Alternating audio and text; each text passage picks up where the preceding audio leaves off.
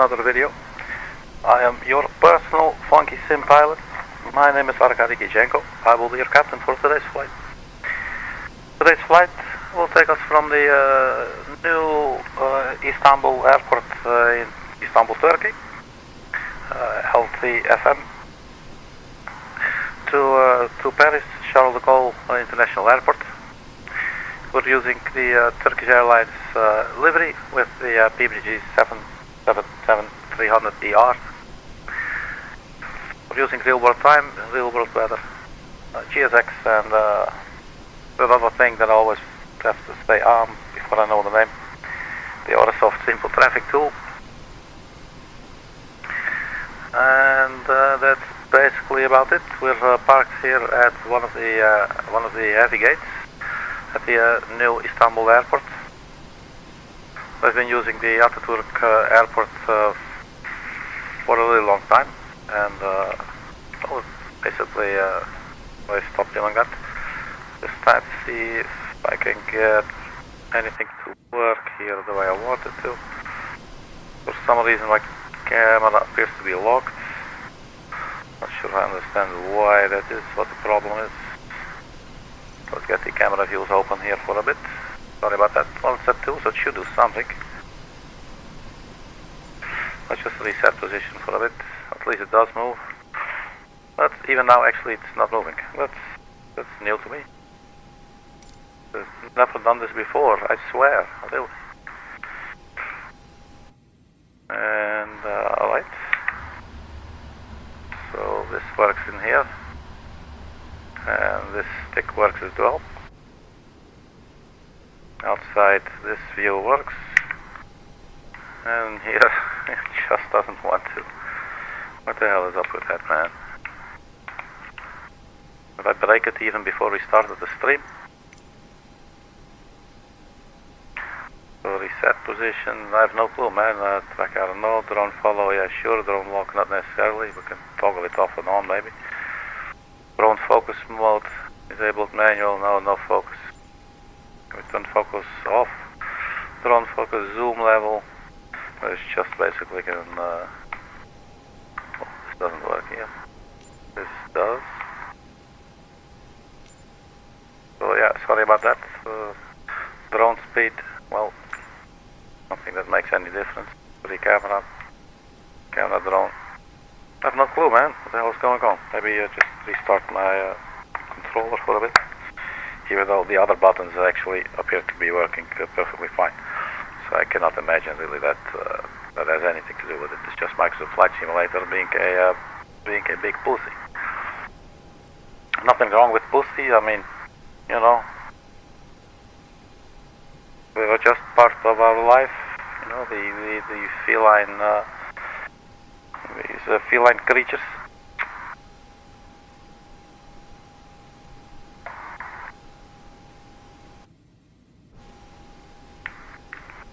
So no clue why it stopped using my controller now for the camera. That really blows hairy monkey balls with cheese. I must say that.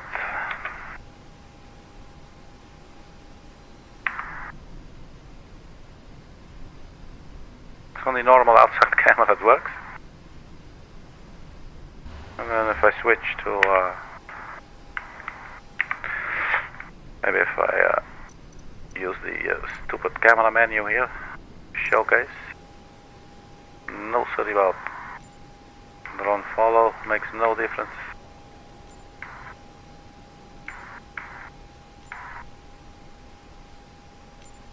I'm not interested in focus, man. We got some fixed camera views, yeah, sure, very nice, but we want a free one, camera drone. It's not having it, no clue, so we will not be able to look at our aircraft.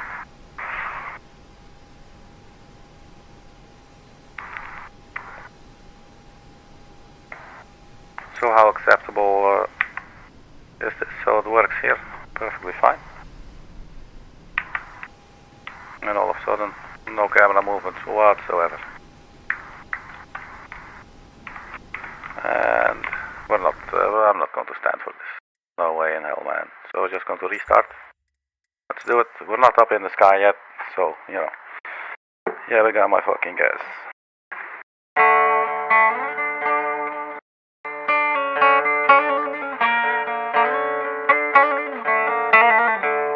And there we are again.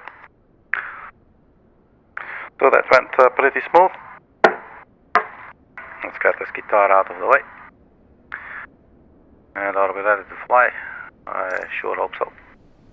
There we have our flight plan from Istanbul, the new airport in Istanbul.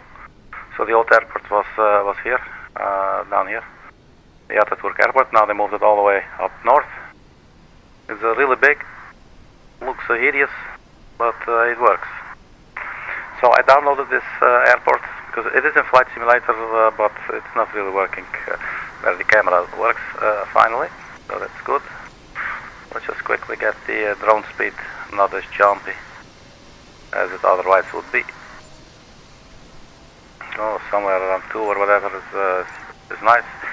Anyway, so we won't be using this now. Right, so let's get to the flight deck. And we get ground operations, we request the ground power, and request the jetway as well. And I think we can immediately just request the boarding as well, because it's a big plane. I have no clue how many passengers we're going to be carrying today. With the reload sim brief, hopefully it's not going to say, hey man, you're a little late, Arkady. No, there it goes. 368 passengers, so request boarding. What is this telling us? Self.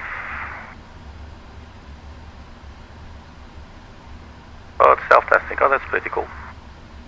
So this is actually part of the GSX. It's pretty cool if they do it like this. Anyway, so let's let the boarding do its own thing, and we'll get our flight plan from SimBrief, get our weather data, so 06011 knots.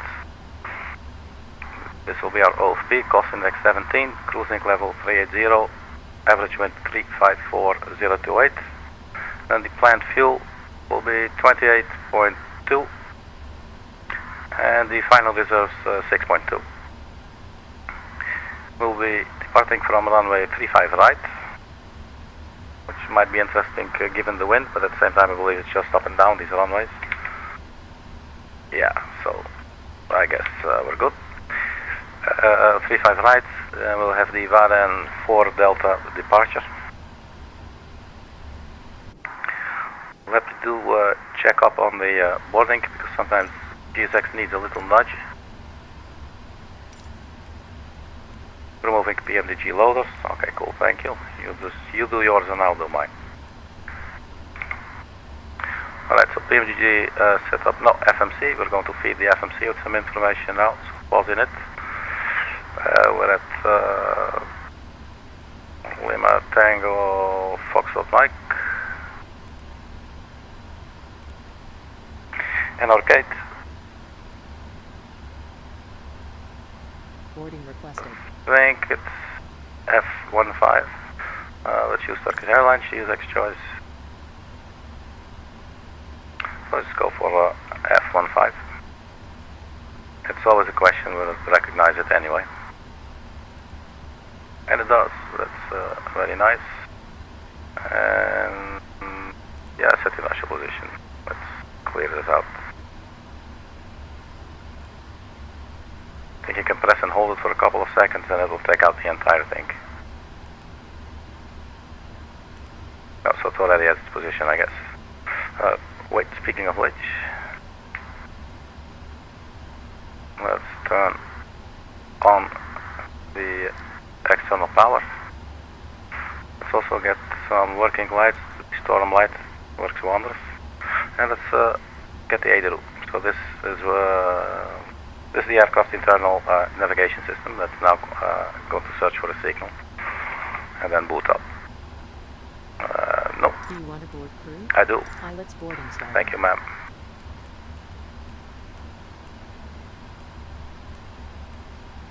So this flight is actually operated by Turkish Airlines. Well, no, I'm lying. I'm not really sure that they fly the 777 to Paris as well, but they do fly these planes to Amsterdam to locations, United Kingdom as well. So Turkish Airlines tends to use these long-haul aircraft on basically like 3.5-hour flights. You know, if you want to be doing your thing in style, you do it in style, you know. So who am I to judge? I'm just happy to fly it. So this will be our flight plan. So import it, we set payload, set fuel, and then once we click select the route, let's see if the FMC will lock up. No, it will not. And route requesting. Request has been sent.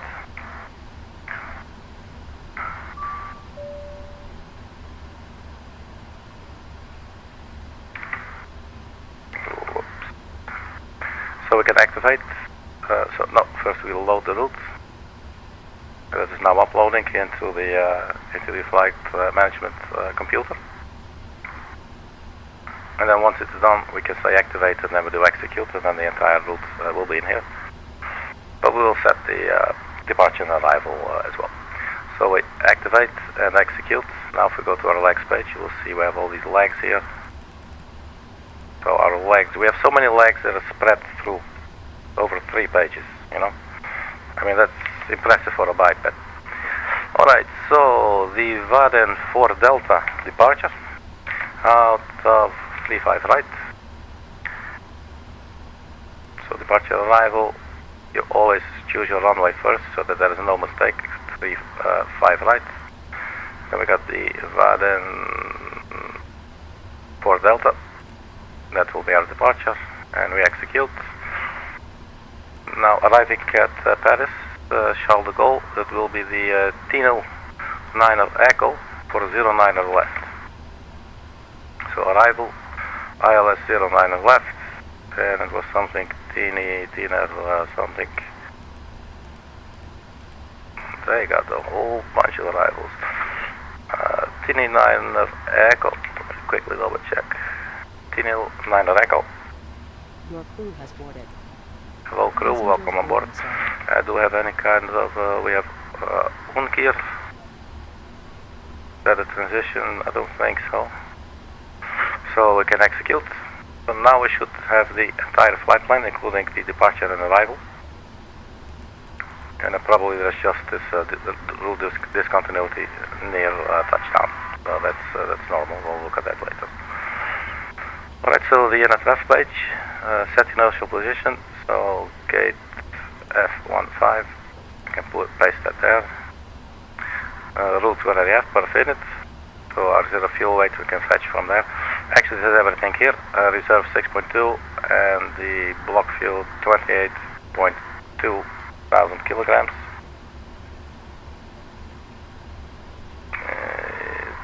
Here we go up. 28.2.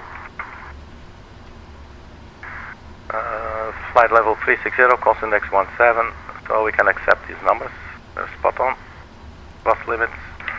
So these plus limits, we will check the performance tool. So departing runway 35 right.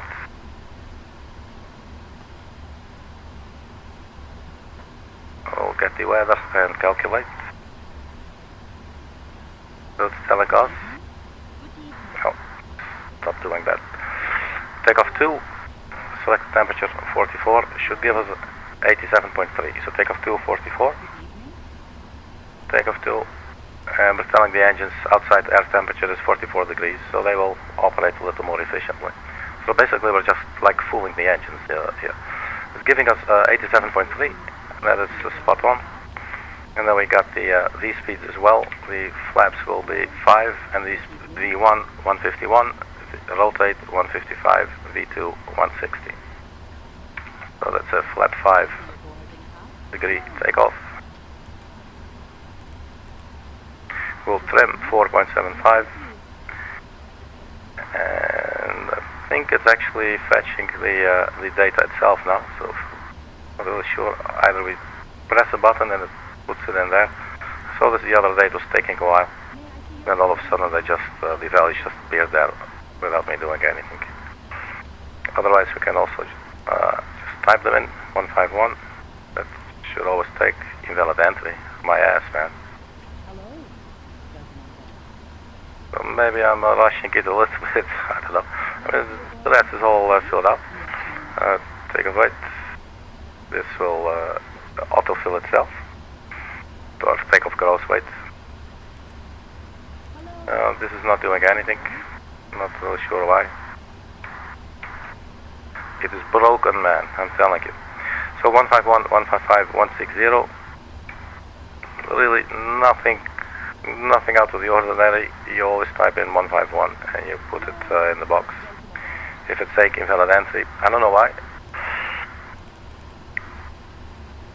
Is it missing something?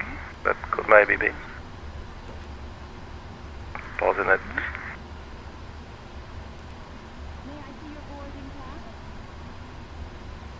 So take off flaps 5, 44 degrees, trim, runway.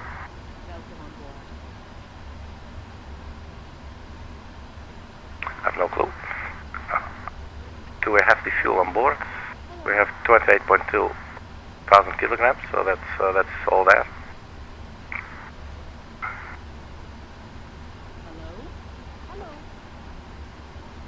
Yeah, I have no clue, man. It never happens. I swear it never happens to me. It never happened before, man. Really. You got to believe me, baby. So we want your, I don't know. Nothing I can think of.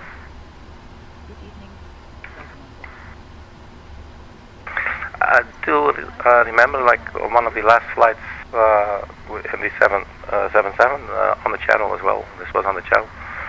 I encountered something similar doing setup, but then like took a while, and but not this long.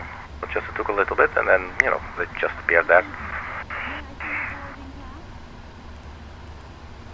Let's check our route here. Maybe can we get some descent winds or something? Really, you shouldn't have to.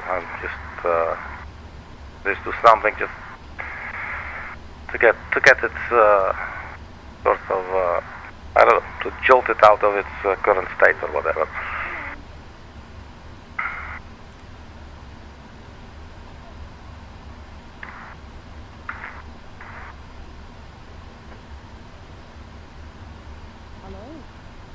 Is there anything else we can do then? So request been sent, like load or execute. Send forecast uplink ready, so it's loaded. And there you have it. So let's say if we go back to the unit ref page, take off.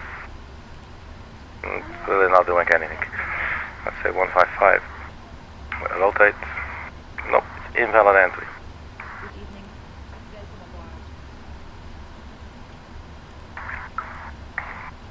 But I'll tell you what's invalid. Yeah, that it's saying invalid entry. One thing I can, well, sort of think of, actually we do not have a, let's turn on the emergency lights, or actually arm them. APU is on. Turn on the seatbelt signs. Beacon, well maybe not yet, but we can turn on the logo. Then we'll have the nice logo there, Turkish Airlines.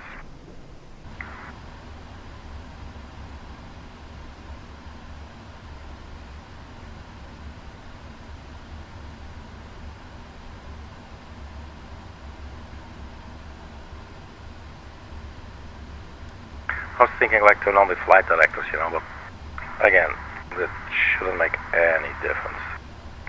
It seems buggy.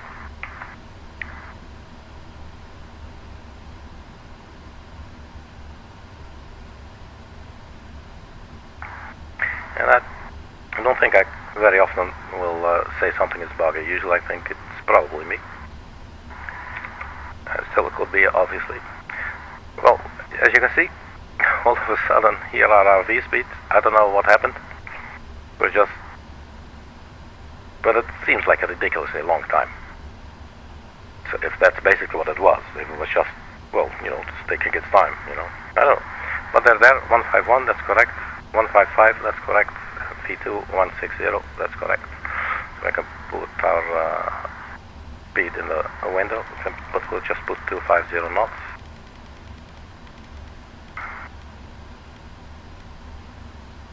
LNAV aren't and VNAV aren't. And cruising altitude 380.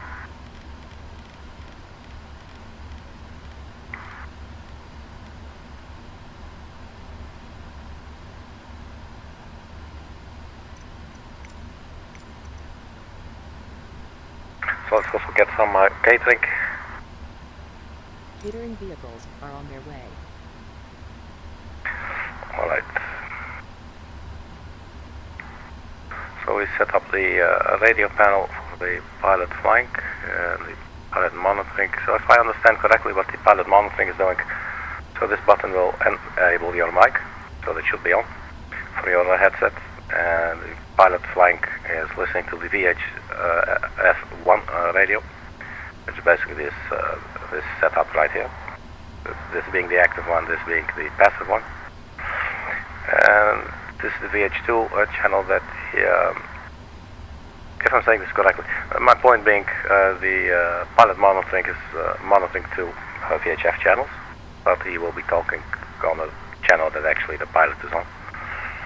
But he could also switch like that, you know. And if you switch your headset to PA, you will address the public address system, and you can talk to the people in the back. Because good day, everybody. This is your captain speaking. Last night it was a very, very nice birthday of my old friend. We had a lot of RAVAK here in Istanbul. We had a lot of nice drinks with dance and very good food, but I just slept a little bit short, so we might leave a little bit later, but do not worry. The autopilot should be working, you know, and then something like that, and all start freaking out in the back. Well, that's the button you would use for that. Alright, so let's get a squawk code. Let's go for 3121, because we're nice and funky. And let's just put it on transponder for now.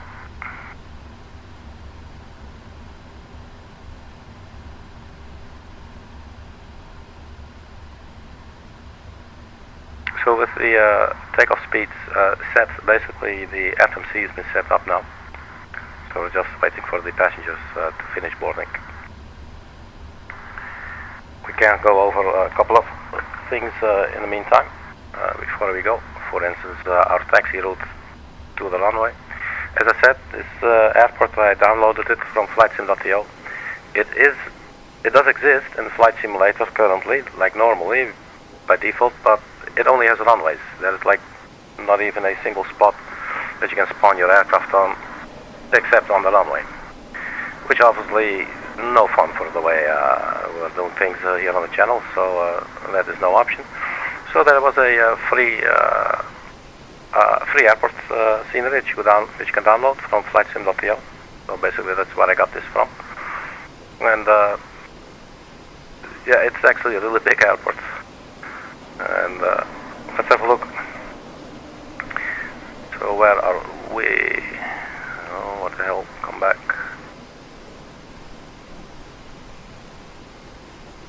So we're here at the F15 gate, and our runway 35 right, 36, 35 right. So very simple. You got, if you look quickly, it looks like CIA. So Charlie 1 Alpha.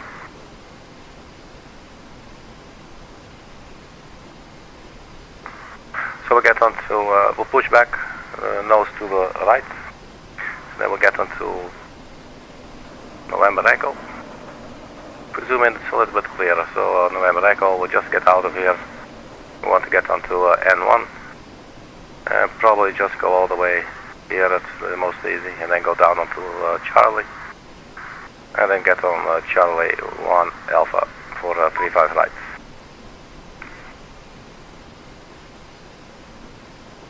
Now the departure route, so 35 right, waiting for your action, close right entry 2. This is always funny with GSX. It's doing some of these things on its own, and then it keeps on nagging, like a beeping, beeping, beeping. And then sometimes when you close the door, it just opens it on its own again. So close right entry 2, close. That's just too fast for my brain, man. Right entry 2, right entry 5. So it needs them to be closed. What, for these guys? How are we gonna get food, man? If we don't eat, we die.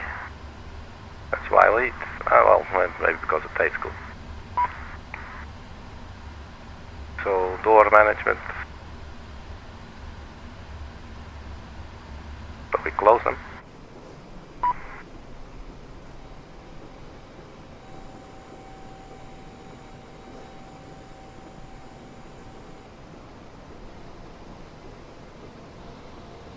Alright, so I guess they're done.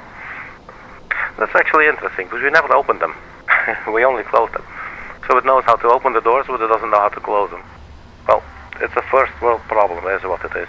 So, you know, screw all that. It's totally not important. Except I totally forgot what we were doing. Here we are again. So 35 right. And we do have the VADEN for Delta departure. It will take us to VADEN, this one right here. So 35 right will take off runway heading 354, and then take a left in 296 after 5 miles, so this is really quickly. 296, and that just takes us to FM 011, Aqua, and to VADEN. There is some terrain there, but nothing too high. So basically it's a very simple, straightforward, straight for 5 miles, and then take a left into 906, and you're good to go. So in case everything fails, at least we've seen some of it, how to do it.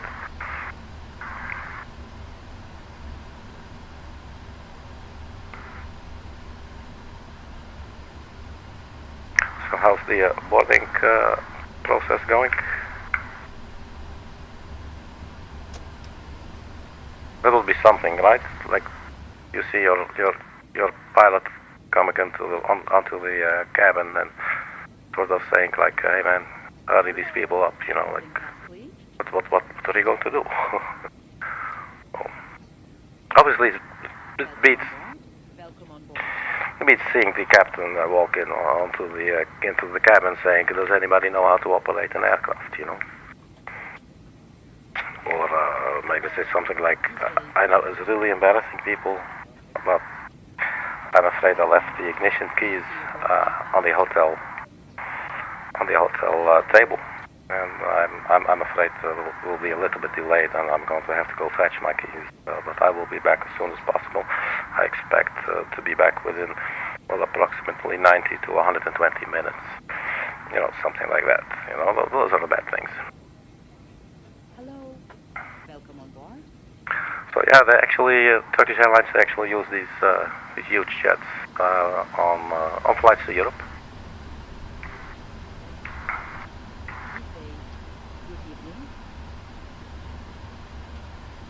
So the expected en route time will be about 3 hours and 35 minutes.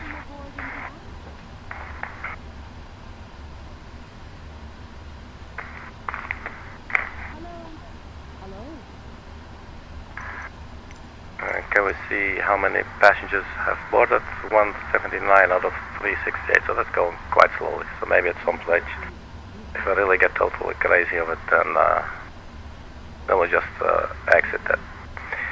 So anything else we can do? Pretty much everything's been set up. We got 250 knots on the speed. We could set the runway heading was a 354, I believe.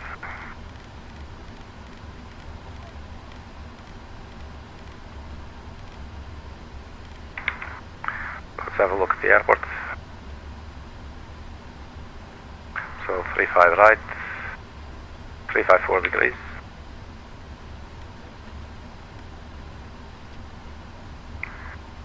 And then flight 380. So let's get our checklist up here as well. So oxygen test at 100%. So we have the oxygen test thingy right here. And I'm just going to check it. I'm good. So flight instruments, heading, altimeter. Let's get the local QNH.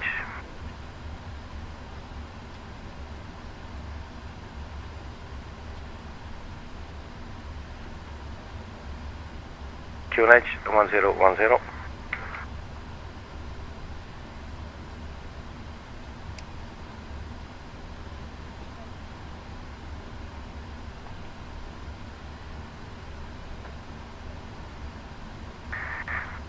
Heading altimeter instruments. I think everything here is, for now, has been set up as well as we can. There will be some things that we'll check later on. Parking brake is not set, but I don't think we have hydraulics. Well, we do have a little bit. We saw this the other day, so there is a little bit of hydraulics here. But yeah, actually, let's just use it to set the parking brake. We can do that. There you go.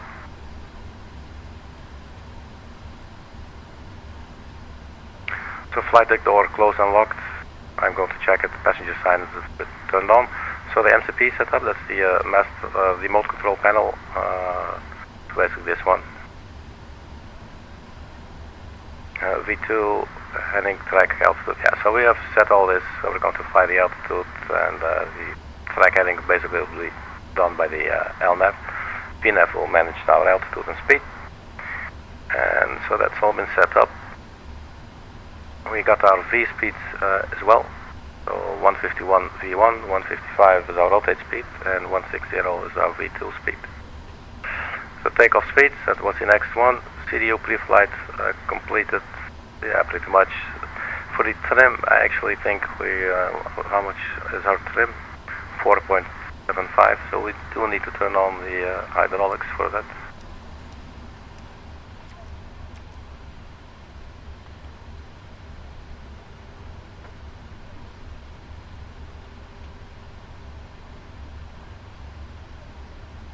It's just a tiny little needle.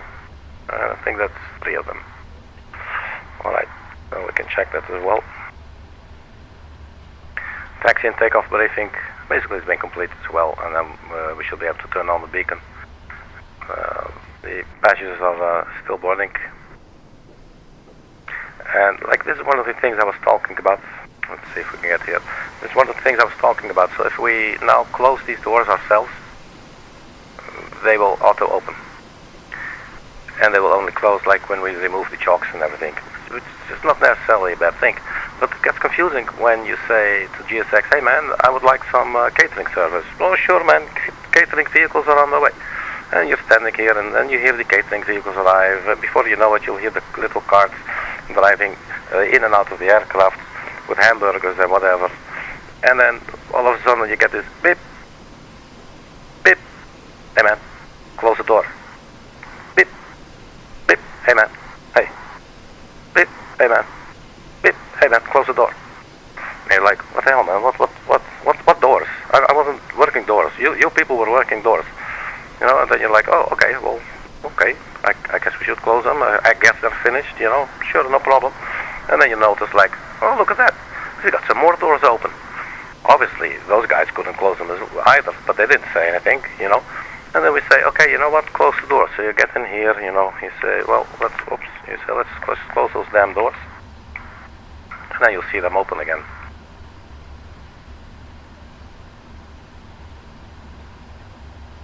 So let's say we close cargo aft and forward.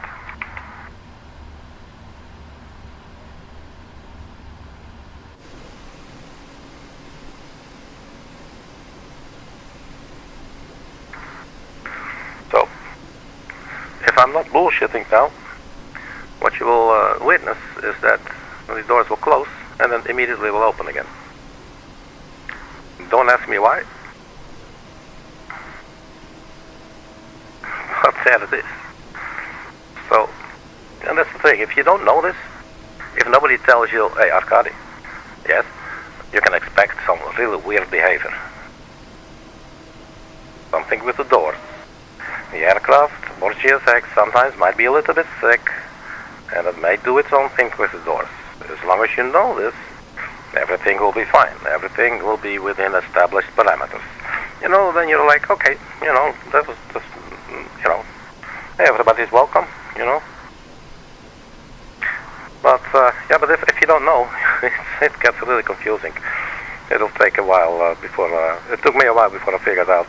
And then even earlier, like when they said, hey, why don't you close your entry doors? I'm like, what do you mean, what entry doors? So that's an interesting thing. I do not blame PMDG at all.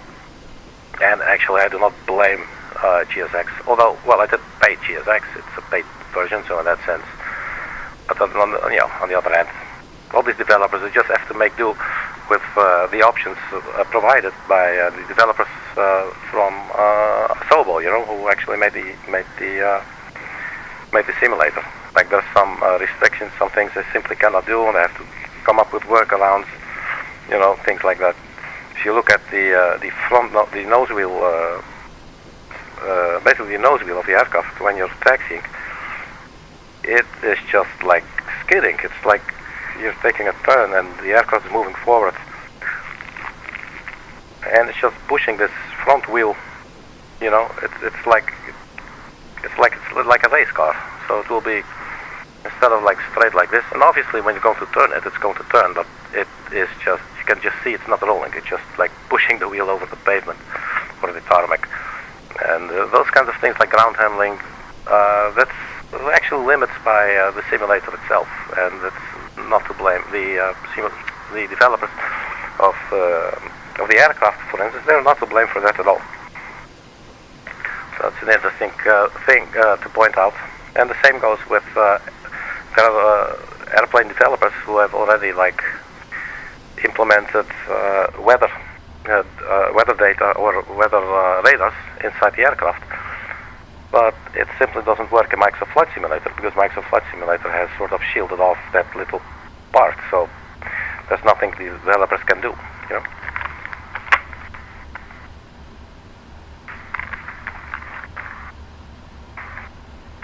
Alright, so we got about 100 passengers to go. Tickets off, doors are open, fuel pressure. Okay, so maybe let's see. We're not going to start all the engines yet, or none of them actually.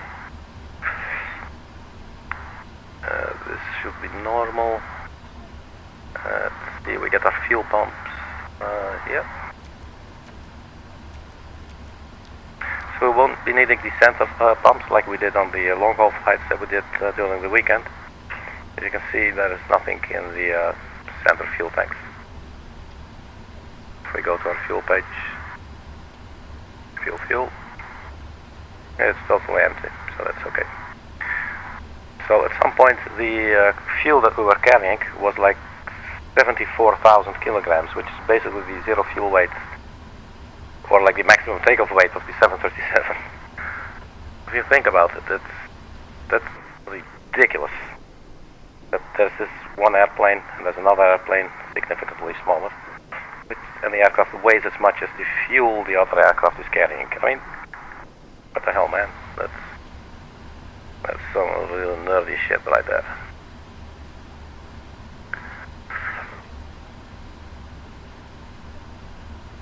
Pack-wise and everything, I think we're good. So we got 68 more passengers to go.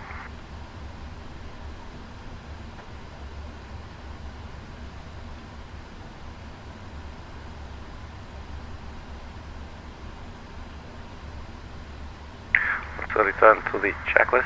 What we can do now is we will actually turn on the beacon.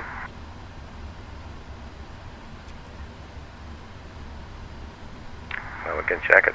And this is probably just before a taxi anyway. So well, we gained like another 1.5 seconds with that little action. But you know, even 1.5 seconds after, it well turns into something really big. Well, that's just me talking out of my behind, you know.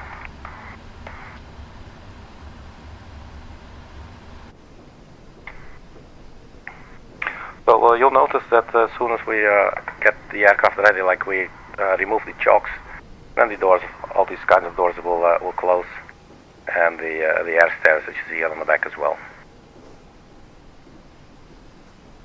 So yeah, this is the new airport. What I do definitely appreciate is it's handcrafted by the community, basically. What I do appreciate is that they have some lighting for when it's dark, you know, and especially for streaming, when I put the little thumbnail on the YouTube channel, and you can actually see something distinguishable rather than like just some blob and then the letter saying, "Hey man, I'm flying from A to B," you know.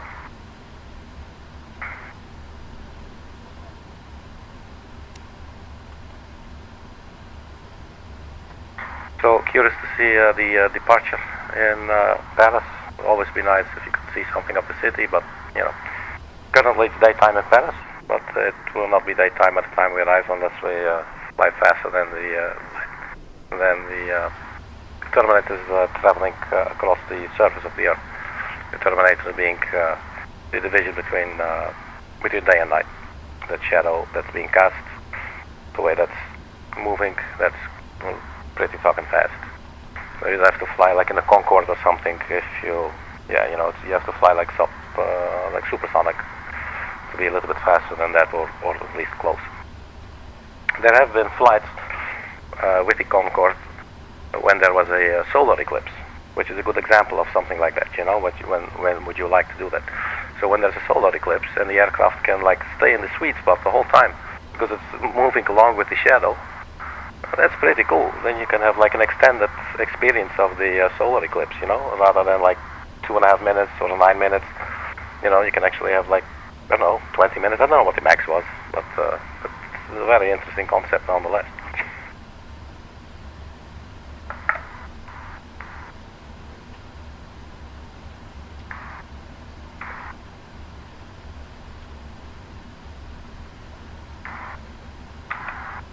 So we're getting ready to depart. Got like 20 passengers or so to go. So push back, nose to the right.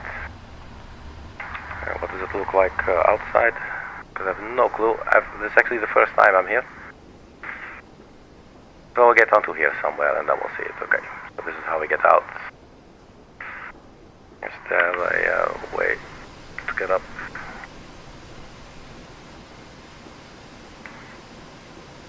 That's taking too slow.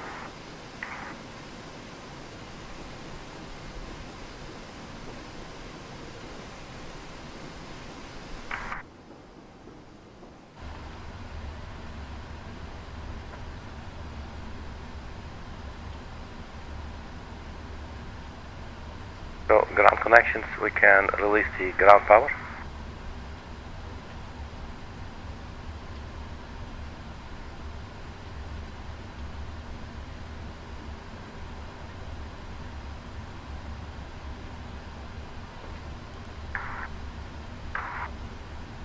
Right, so 10 more passengers to go.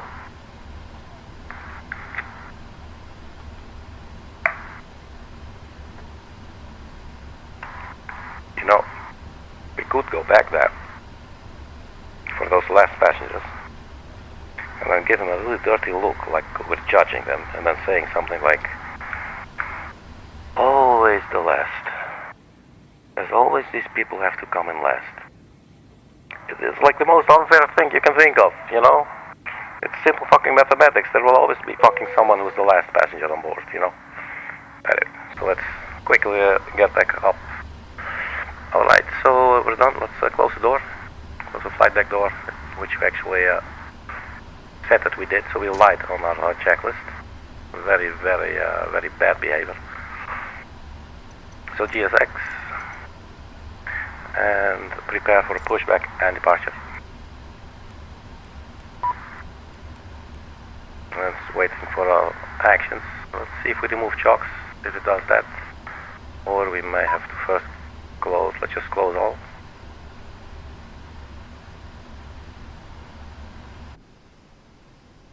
It looks like it's working. And then we go to ground connections, remove chocks. That will basically remove everything around the aircraft. So the air stairs here, they should go. I do notice that door appears to be open still. For pushback.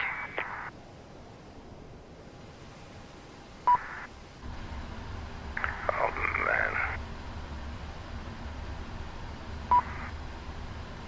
So I guess entry number 5 is a little bit narcissistic. The rules do not apply. Departure checks completed. Why? Flight has been inserted. Why is that door number 5? It is because these rules are beneath me.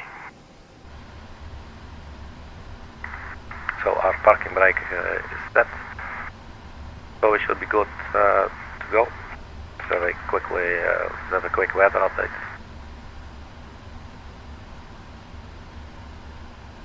Locking gear.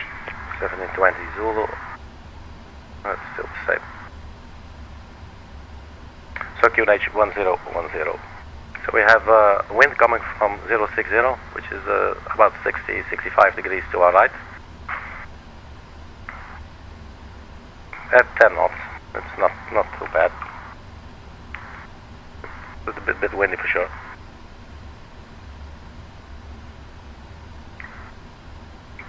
So the engines are in shutdown. So we'll do nose to the right. What does this say? Nose left to the right. Quick edit push, but this is new to me. I do not want to do. Where's the option that I want? Stop confusing me, man. Quick edit pushback. What the hell is this? I don't want to get onto all this messed up stuff, man. Come on, just.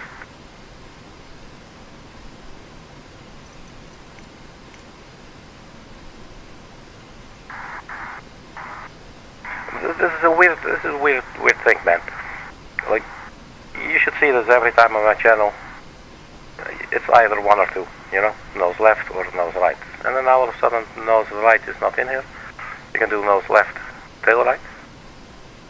Quick edit, straight pushback, straight pull pushback. Let's just try something. I've given up on life. Here we go, my mother fucking ass.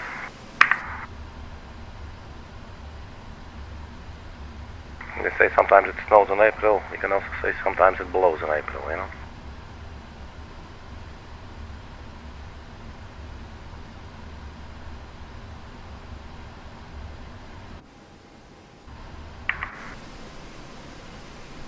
I think this is still in that weird editing mode that I have zero experience with, no clue what it is.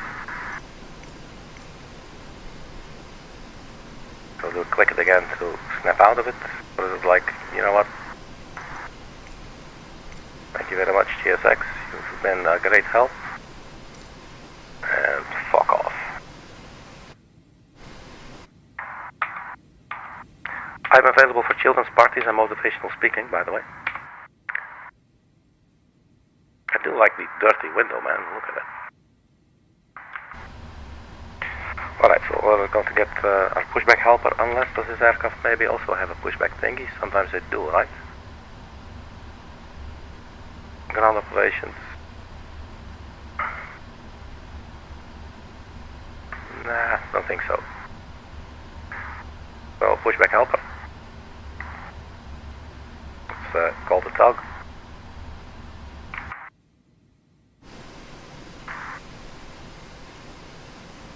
And looks like there's no tug visible. That can sometimes happen, but to be expected. So, parking brake released. And we go reverse.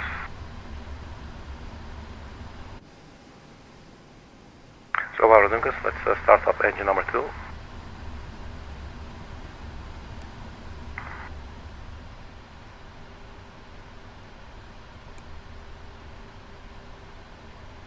Around 10, we get some fuel in.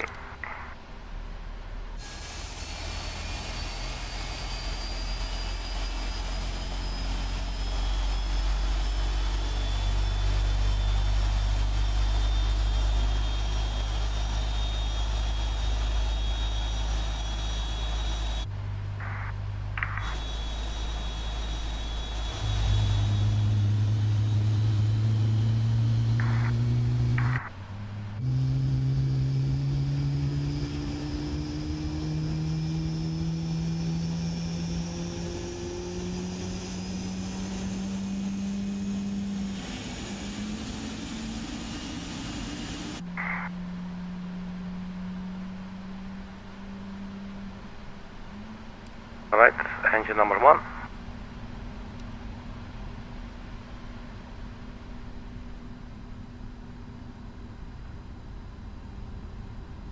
Fuel.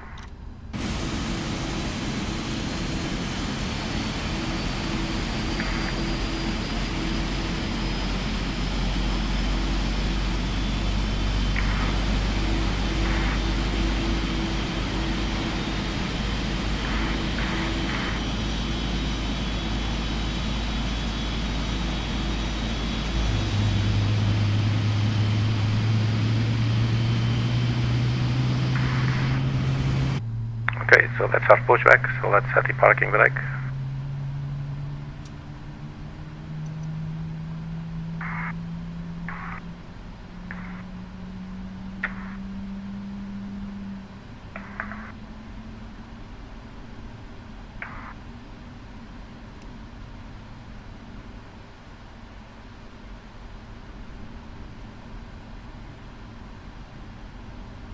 So the runway turn-off lights, taxi lights. And get the storm light off.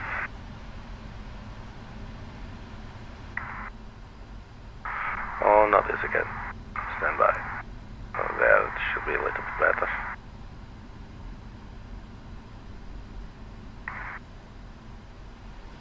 Okay, so we taxi. So where the hell do we go? We're now on something called November Echo. And I don't think it will take us all the way straight. Let's see.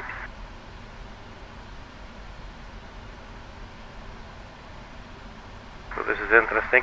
So basically we'll take the first left and then the first right and then the first left. And get ourselves onto November 1. And this will take us all the way down to Charlie, which is next to the runway, where we'll take a left turn and we get onto the runway at Charlie 1 Alpha. So quick recap, right, left, straight, left.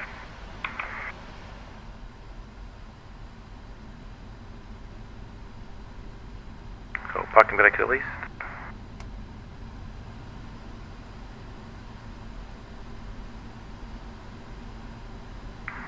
So seems correct, November Echo.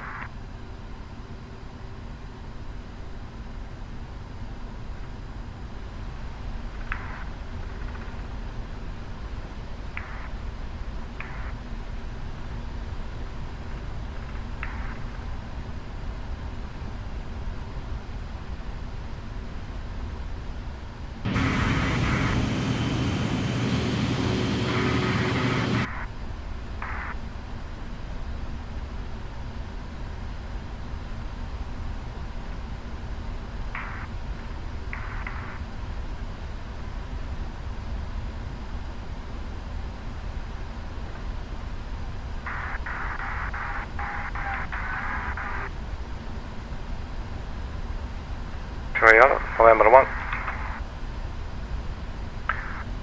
Yeah, new airport in Istanbul. Well, new, it's been a couple of years actually.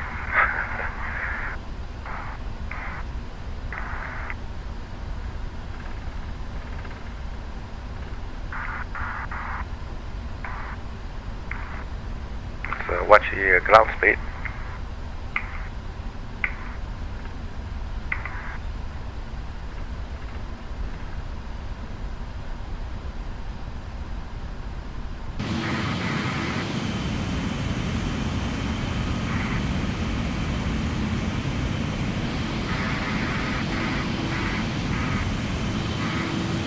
Interestingly enough, I do not see any other traffic spawned in.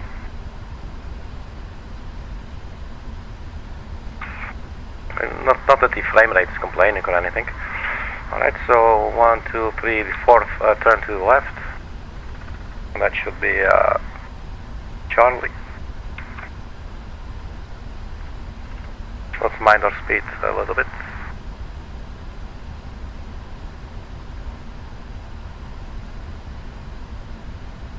Charlie.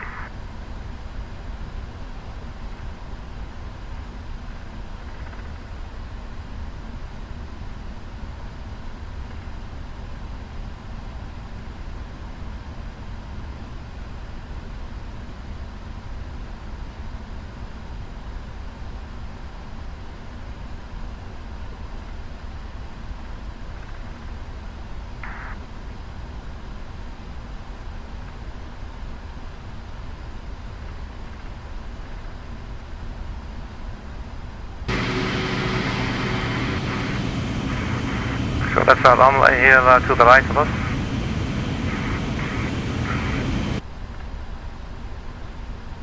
So I've flown to the old, to and from the old Istanbul airport quite often. In FSX.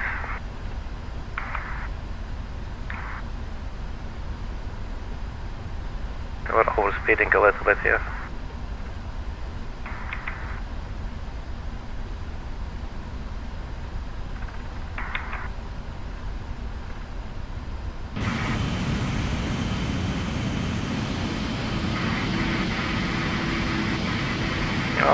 Thinking we could probably have entered a little bit earlier, but we can also enter here. We'll do that.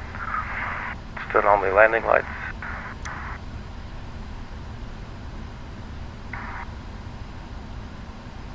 Runway 35 right, holding point.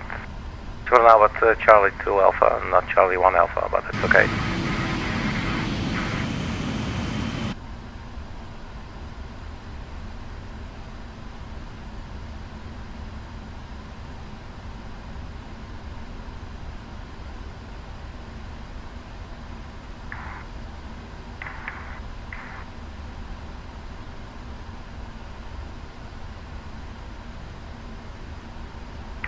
Let's also turn on the strobe lights when we enter the runway. And where the hell is our TCAS? Now it's probably a good time to turn right.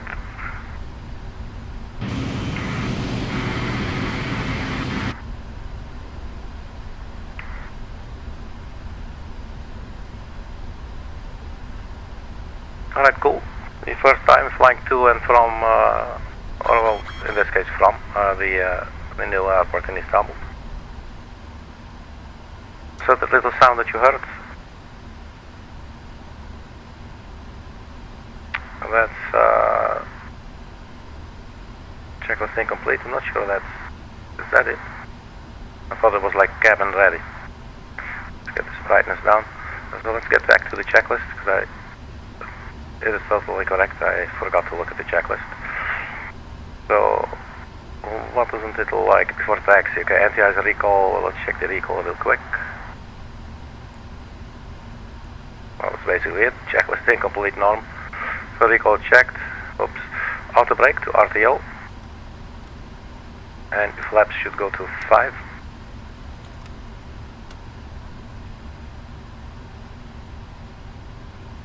And flight controls checked. Let's do that real quick as well. So full left, neutral. Full right, neutral. Elevator up, neutral. Full down, neutral. And the rudder left, neutral. Rudder right, and back to neutral.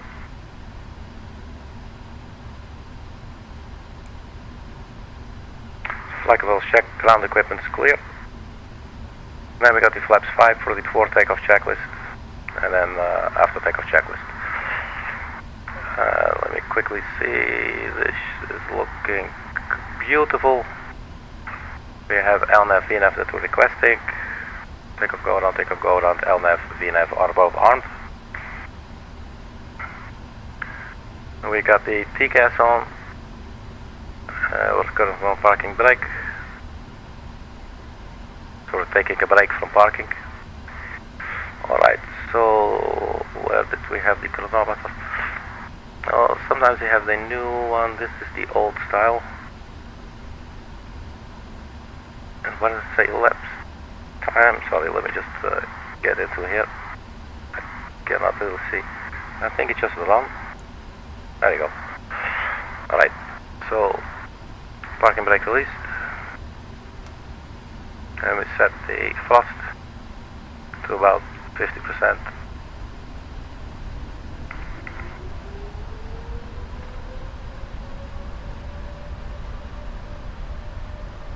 And if the button would like to click, that would be very helpful.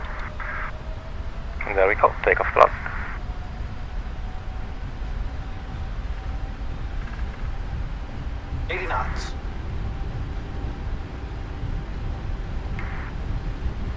V1 will be 151, rotate 155.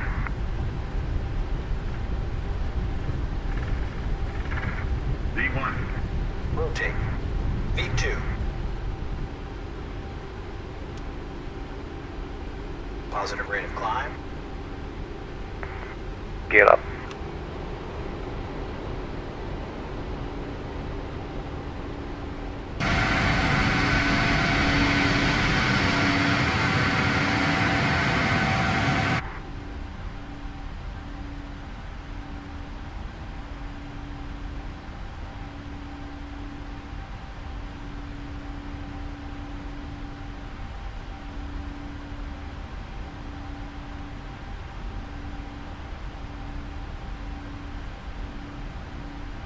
Alright, I'm going to turn on the autopilot. So AP on. Throttle left, LNAV, VNAV speed. Flap 1.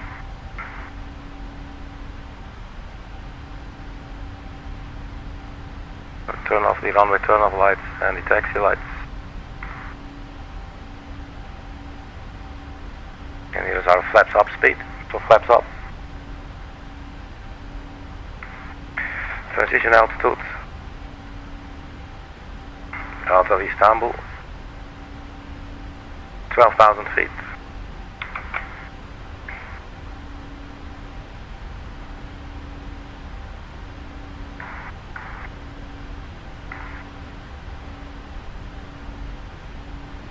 So here comes the first turn to FM 012.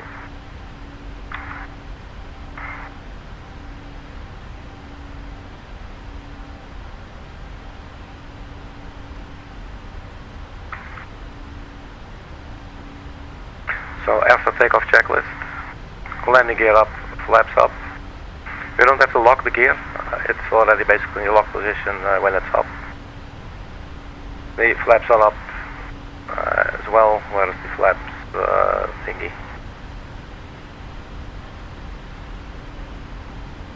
Flap lever in the up position too. And then we got the descent checklist, which we do not need for the next like 3 hours or so. So we go to the comm page and let's spam the weather. So flight information, ATIS request, Lima Foxtrot Papa Golf. We're requesting the weather from PMDG and put an auto send. And the auto will keep sending us weather updates.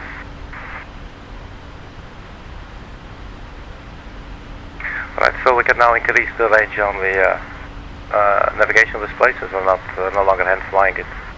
So top of climb is coming up right there. And 3 minutes into the flight. Let's have a look outside. Well, there's not a lot to see, but we do have the crescent moon, which is very fitting for the Turkish flag.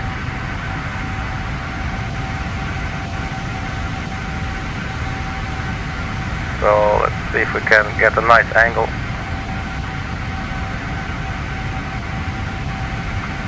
We have a little print screen for the record. Alright, let's get back inside. Let's turn on some working lights.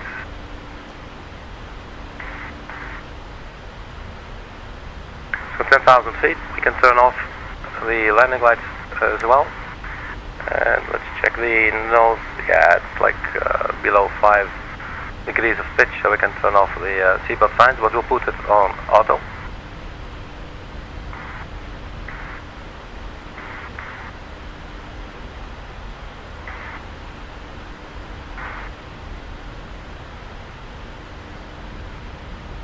Anything else we need to do? I don't think so. So before we descend, but we'll do this shortly actually, we'll have a look at the discontinuity. So Okipa to India Golf 09 on left. You can see it right there, 4,000 or above. So this is your final approach. So the final fix 09 on left and then runway 09 on left. So Okipa is probably the end of our arrival. And then we'll need to see if we can hook those up, or we need some extra flight waypoints, or maybe we'll need to factor ourselves, something like that.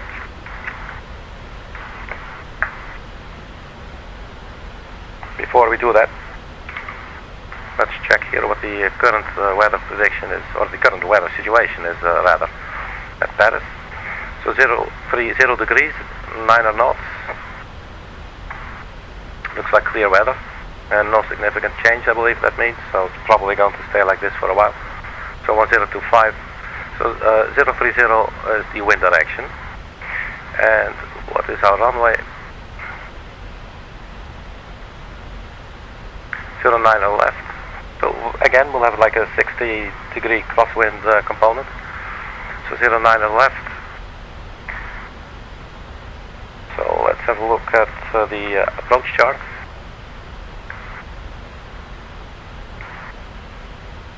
So approach 09 left. What is this?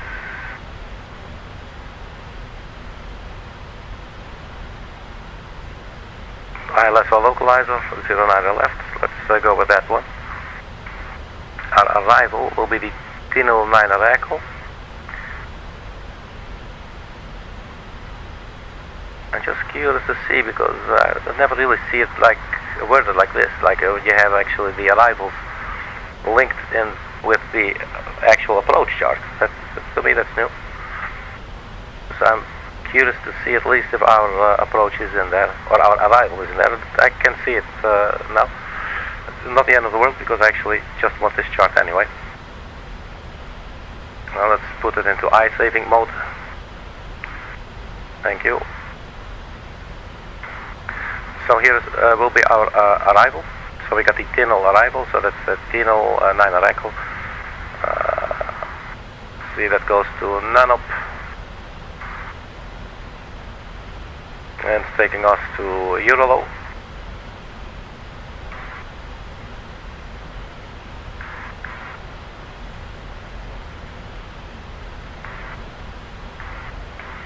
The airport is way in the top left corner. No, that's Paris Le Bourget. That's a different airport. So where is our airport? I don't think I see it.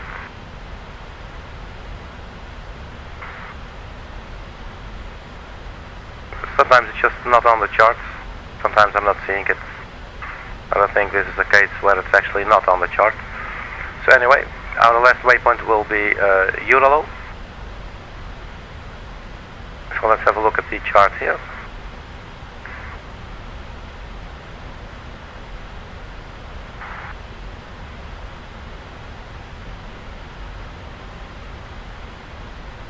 For initial approach, look, so there's initial approaches. These are initial approaches.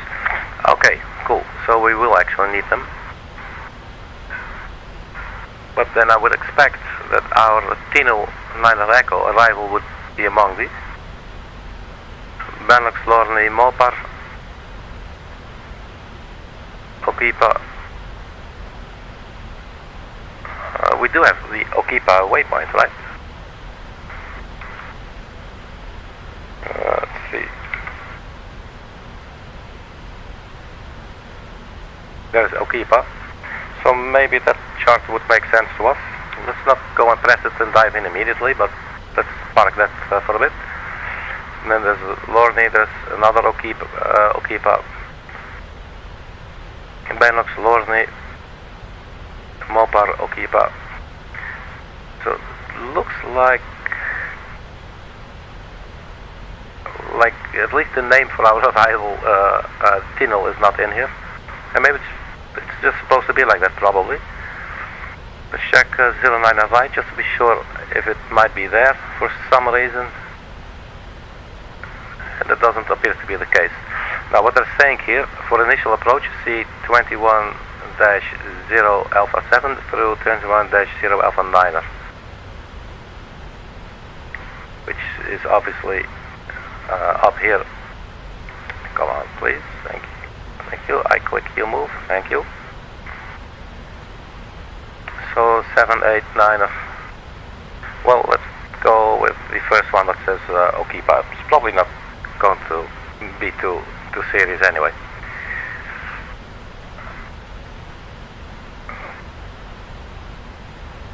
Basically, we do have.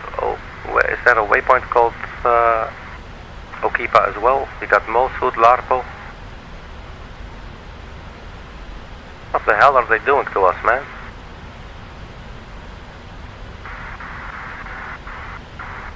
Here's our initial approach fix, Okipa. Okay, so at least we know that when we are here at Okipa, the airport is here.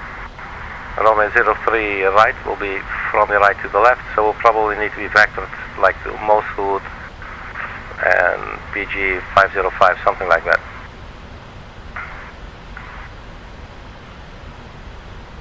And this again saying Paris Le Bourget, and that does not look like our airport. This is generating more questions than answering them.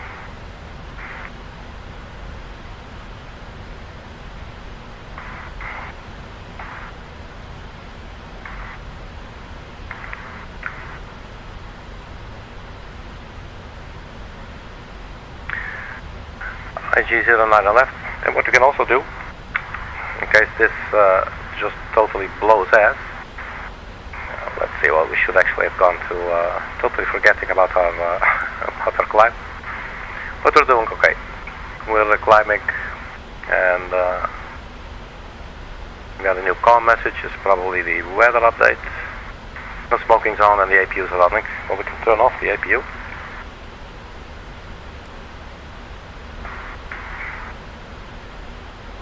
And the message, so they're saying wind 30 degrees, 9 knots, 1025. Cancel, just to acknowledge it, it will sit under review. APUs and cooldown. So if we now go to status page, I believe that shows the APU.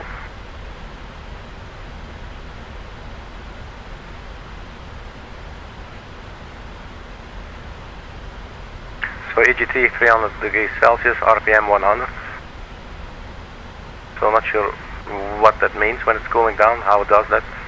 Traffic. I would at some stage expect these values to just all go flat. We'll see that in a bit. Let's just do its own thing. Let's zoom in a bit here for the traffic. Below us 6,000 or 600, 700. That's very good. Maintain vertical speed. Maintain.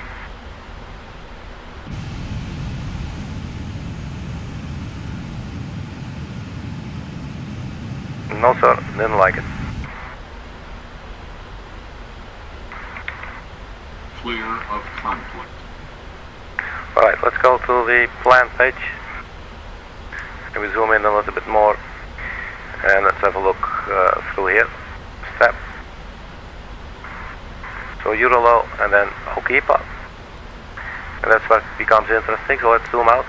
And then you can see we end right there. And Papa Golf, that's not the one that we will need. Let's see. That should require us to go like this, I think. So in that sense,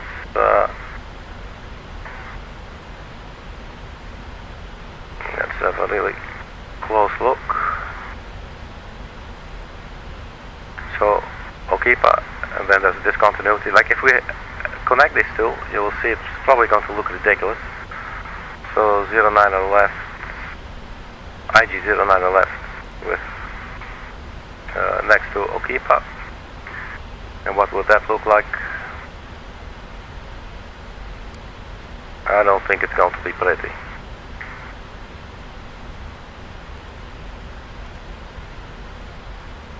Look, that's what I mean. So that's going to require us to take a extremely sharp turn. That's just total bogus. So that's obviously that's why there is the discontinuity, just because you would probably get vectors, right? IG09 on the left. That's this one. So here we have Paris Le Bourget. Oh, okay, so that's one airport and that's another one. That's nice, finally, thank you. So now if we look here, Eurolow, and then let's go for this chart. So I don't know, maybe we could just like program all these waypoints in, then we're absolutely certain that it's gonna go well. So we go to the Coulommiers VOR, CLM. So in this case we'll do erase, so we're not going to connect them. So after Okipa, which is right here, we'll go to Charlie Lima Mike. We enter it. And then to MOSUD, Mike Oscar Sierra Uniform Delta.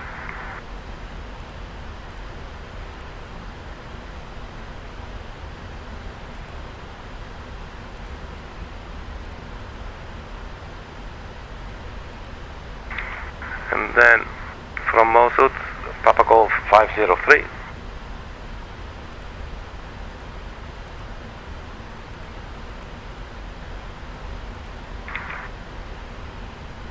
And then Papa Golf 505.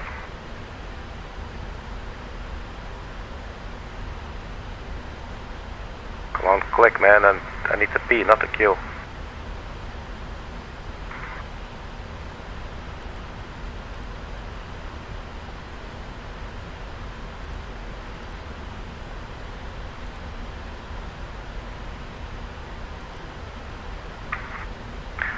Papa Golf 505. And then vectors. At Papa Golf 505, do never turn on your own direct to the initial fix nor towards runway center line of the cleared and confirmed approach, but continue by default on indicated track. Any ATC instructions of direct to initial fix or final approach procedure must be complied with after the overflight of Papa Golf 504 or Papa Golf 505. So 504 is obviously the one up here. 505 is the one that we are going to be using since we're coming from the south. We will actually fly past the Eiffel Tower, but it will be pitch black, so we'll be seeing jack shit. And, well, obviously we can do whatever you want. So then, okay, so what does it look like on the chart? So if we enter this for now, so we execute. We still have the route discontinuity, but now let's have a look at what it looks like. Look, this is a lot better. So after Papa Golf 505, we can, well, basically go north and then go right. And we can also maybe just like hook these two together. Let's just see 09, IG 0 to 9 on the left, and then the final fix. How much space is between those? Let's put a pin in this chart, since we might be needing it for reference later.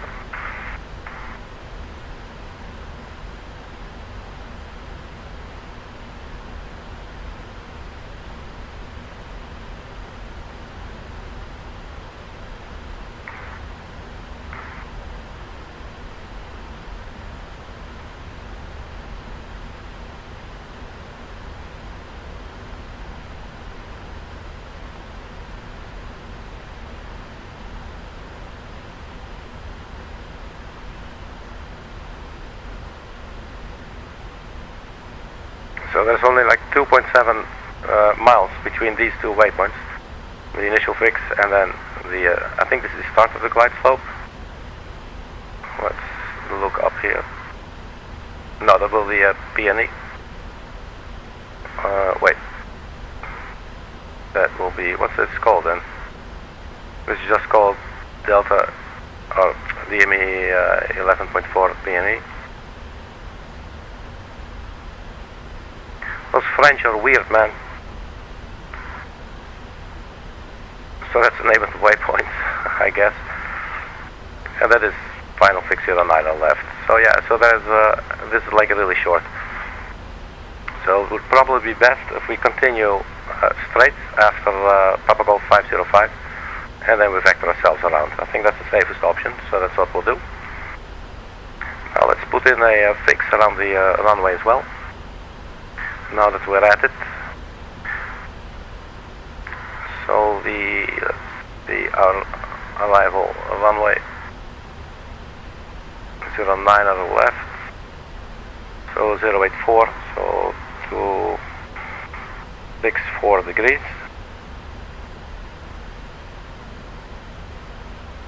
and 11.4 nautical miles.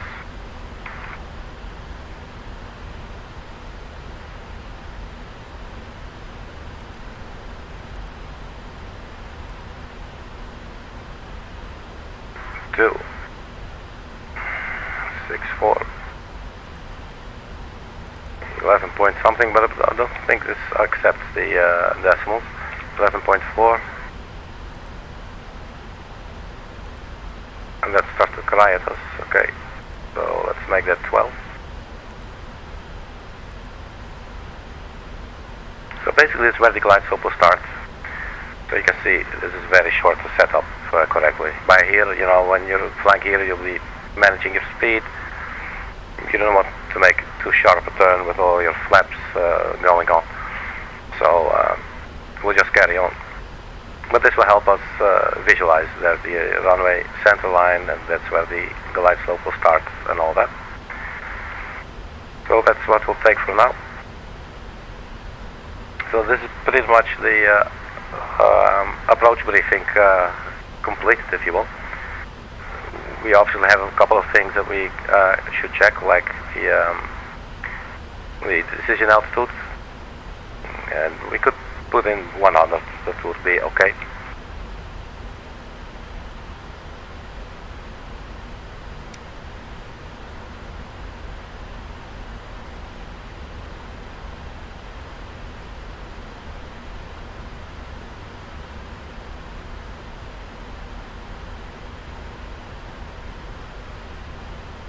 Radio altitude 100. We are cruising 360. I thought we were supposed to go 380. Are we doing a step climb?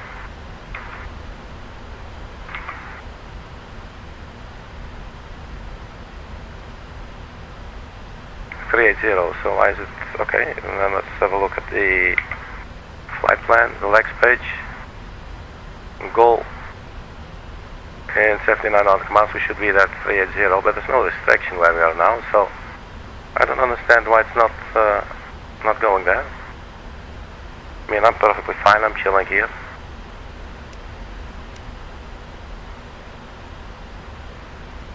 Are we missing anything?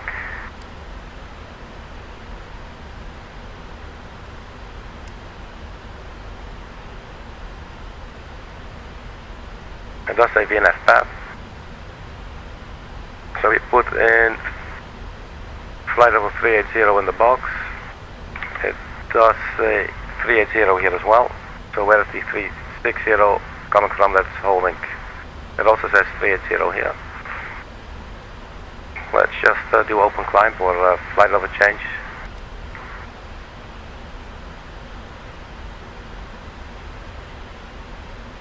That will get us up there.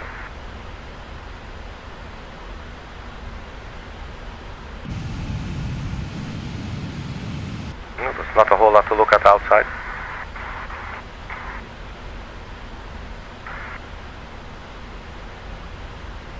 So the APU totally flat.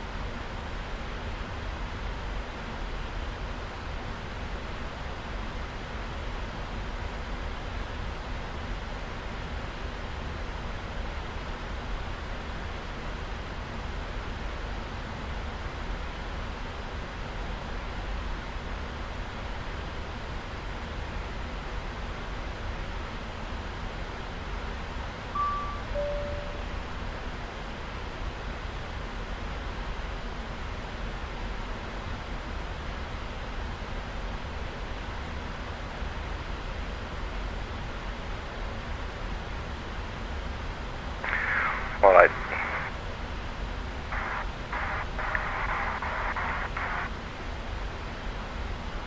Okay, so we're climbing to 38,000 feet.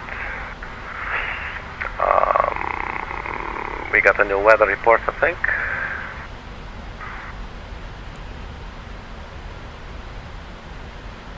Information Oscar.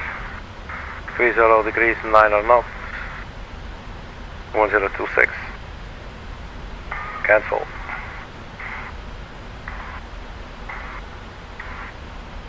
So, to continue with the landing data, If we go to the init web page, we can select our flap setting. Do we want to land with flaps 20 degrees, 25 degrees, or 30 degrees? And then it has these according VRF speeds.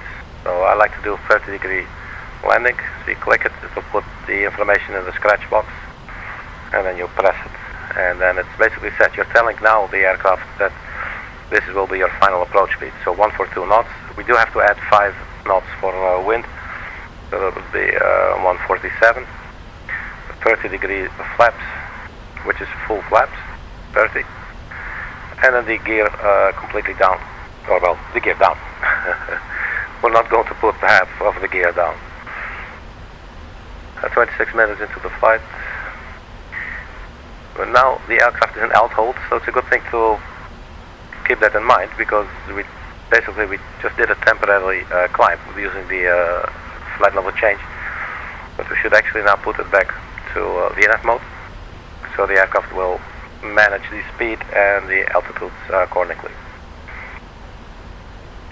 So what we did, we told the aircraft what the speed should be, so 142, and it will show in the primary flight display in the lower left, RF speed, 30 is your flap setting, and then 142 will be your speed. So we add 5, we get 147. If we go to the legs page, we can have a look at what it says for the runway.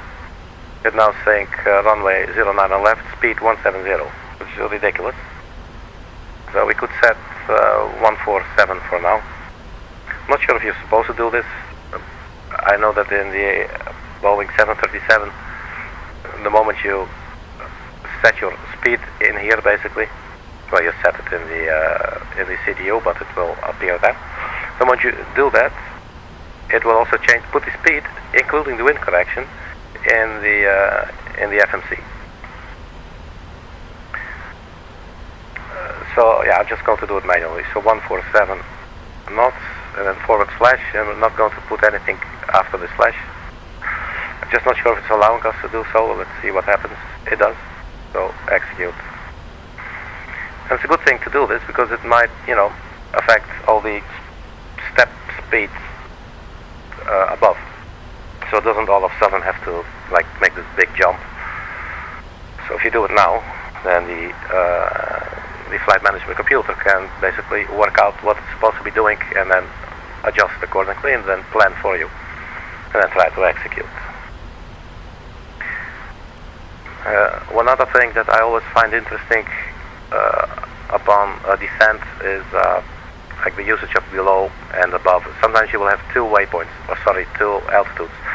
For instance, below 280, above 120, which is quite a big gap, and at some point, the aircraft does have to go down anyway, so I would like to have it to go down as efficiently as possible, so to avoid that, especially to avoid having to chase for the correct altitude very late into the arrival or approach. You want to be as low as you can before you start doing the approach, as then all of a sudden things start to change really quickly. So so that's an interesting thing to sometimes look out for. These are actually all basically below or above for now. Let's see. So here we have an example, flight level 150 or below. So basically between 150 and 140, but that's just like 1,000 feet difference. I don't lose any sleep over them. So I think this is looking okay.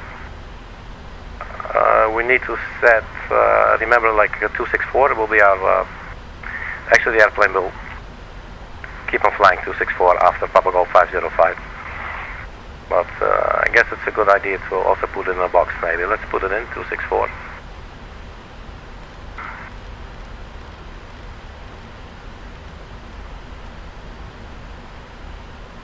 I'm not really certain how it's going to do it, but as far as I know, I do remember from other flights where there's basically this route discontinuity, where you will actually see this line just keep on going out. So that's like your heading. But this way we can assure if it doesn't work, immediately we hit heading hold, and we're doing what we're supposed to be doing. We won't get into trouble doing that. Alright, so what else? We have set up most of the things. I do want to check the ILS frequency, any runway heading, 084, 109.35. You'll see this at the very top as well. So the localizer, Papa November Echo, 109.3.35. But we don't have to put it in any box.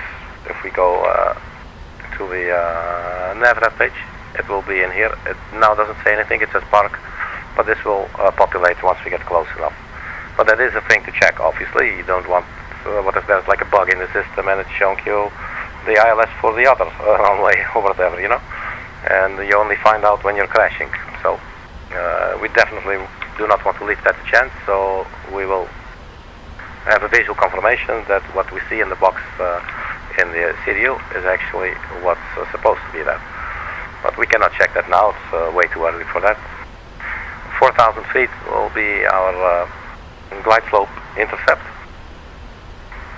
So that's also the altitude that we're going to choose. Well, not flying online, you know. We can just say, oh, let's go straight 4,000 feet. Could even set it now, just for when we need it, for when we get to the top of the set.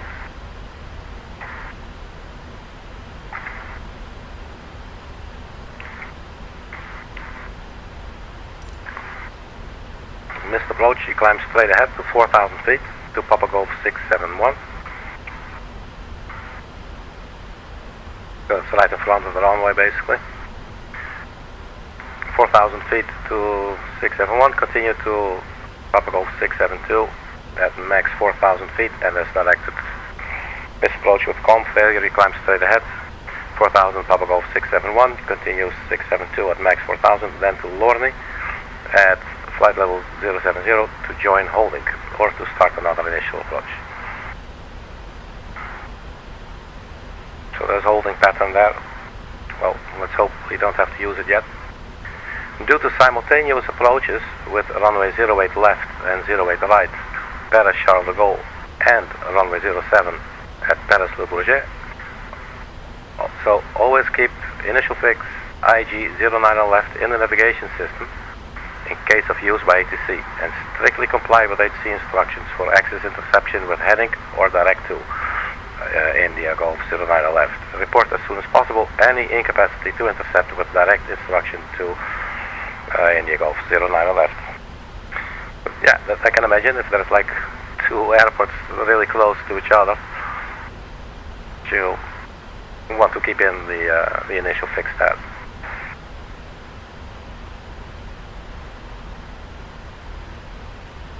The airport elevation, we have transition altitude 5,000 feet, airport elevation 378 at the runway feet. So that's pretty much it. So that's an interesting approach. Sometimes you will see this at certain airports. That is not new to me, that you will see a referral like on the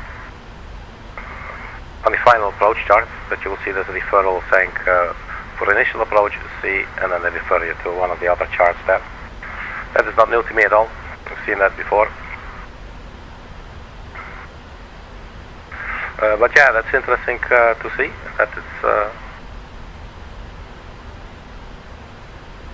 it's working. It's always nice. Really happy with the navigational display, and you can set the plan mode and everything, you know. It definitely makes your life a lot easier. Like if you remember from the one of the new aircraft that I got, the Just Flight RJ series, so the RJ70, RJ85 and the RJ100, they come with a little like this lower size, this lower bit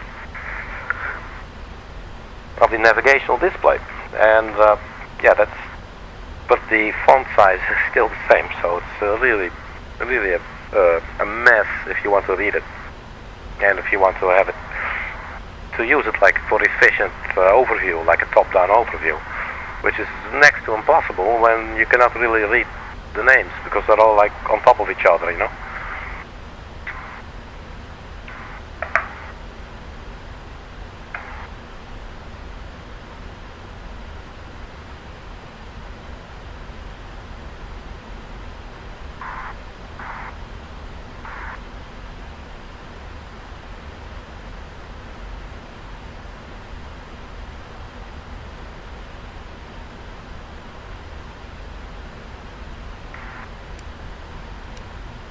we got a bit to go. Let's see where we are on the world map.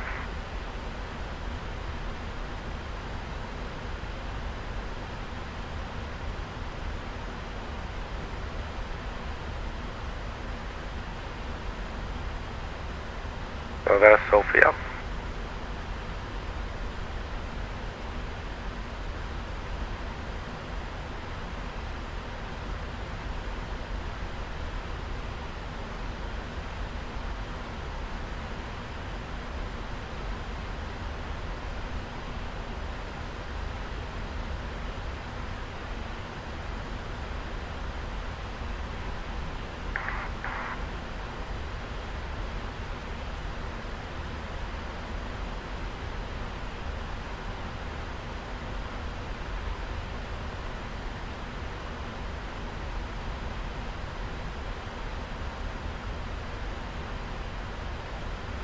Cool, we're just chilling here. Now at cruising altitude, flight over 380, on standard pressure, 261.825, Mach 0.821, do have a bit of crosswind.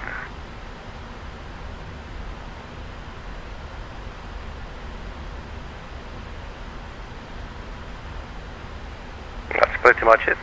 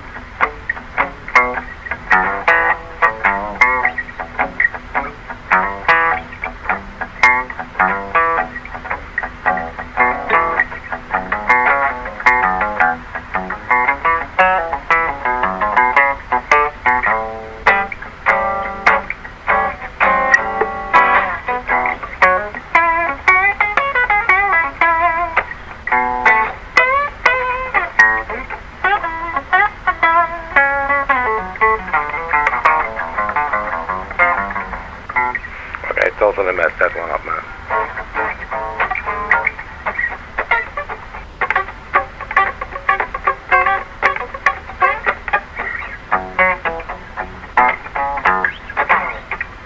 Right, man, it's enough in flight entertainment for now. So the hands are still working.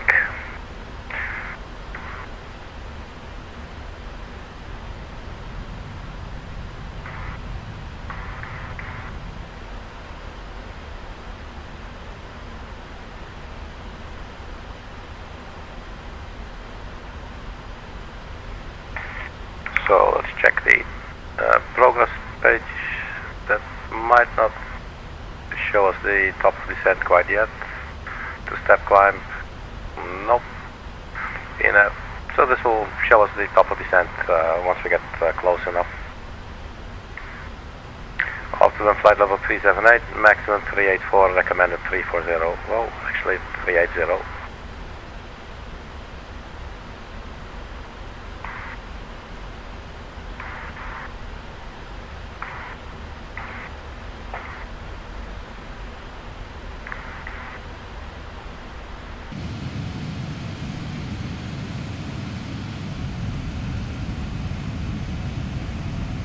So what do you think would the company policy be? That you turn off at night at these altitudes your tail light or not? So the logo lights?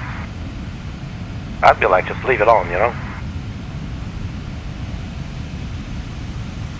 It's a really cool angle, man. Flying straight into towards the moon with the tail of the Turkish airline.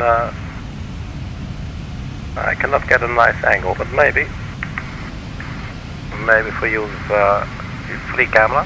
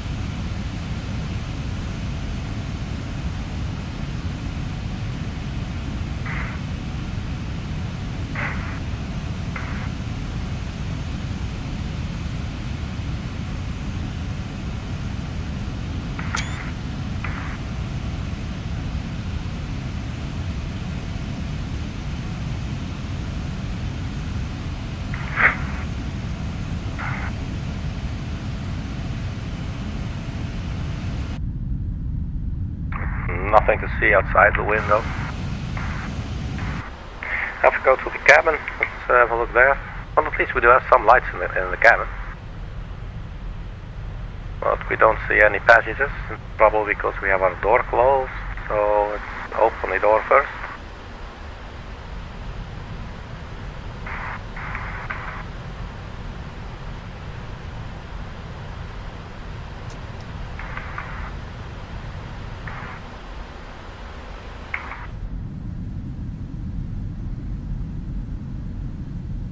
And there the passengers come popping in.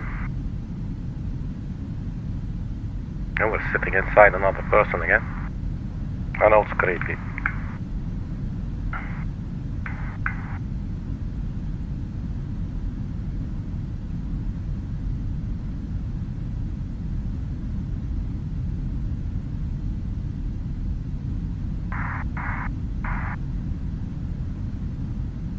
So if I could maybe please get everybody's attention.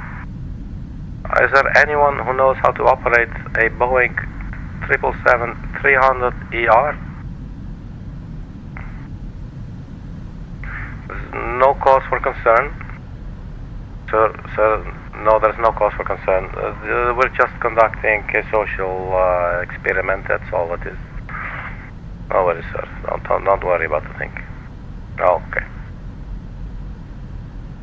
Well, that dude just rings up. Dude, are you okay? This man is high. Or maybe he's high on love from the girl sitting next to him. Are you high, sir? Well, that looks like it not to me. Look at how she was looking straight at us. That was so cute, man.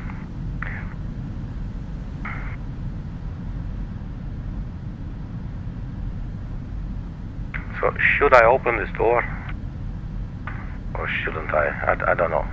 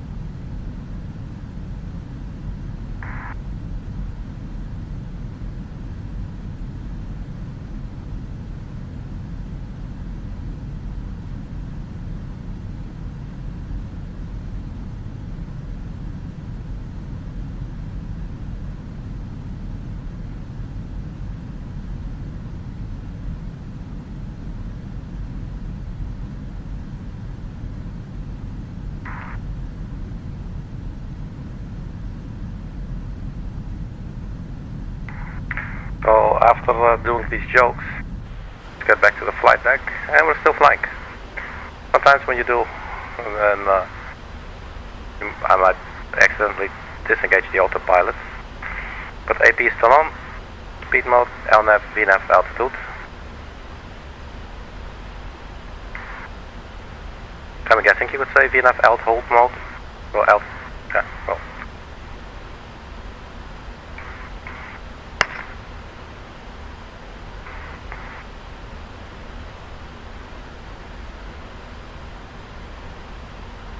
Let's play around with the options a little bit. See if you can break it. So aircraft displays, air conditioning, temperature unit, ground speed display, FPV heading scale, angle of attack indicator.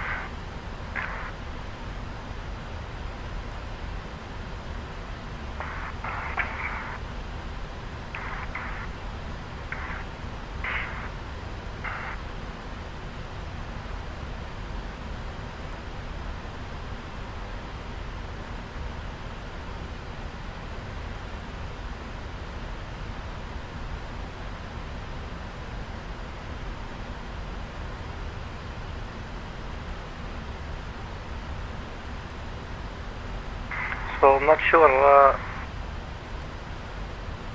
it's probably on the instruments, so let's go return equipment.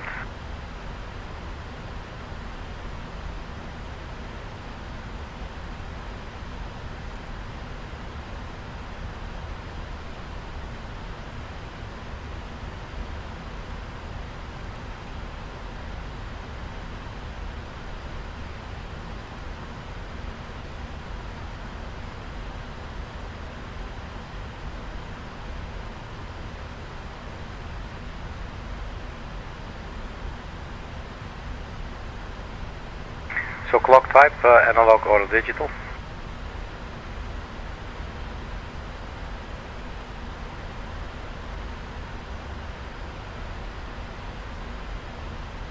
I like it, I like it, I like it.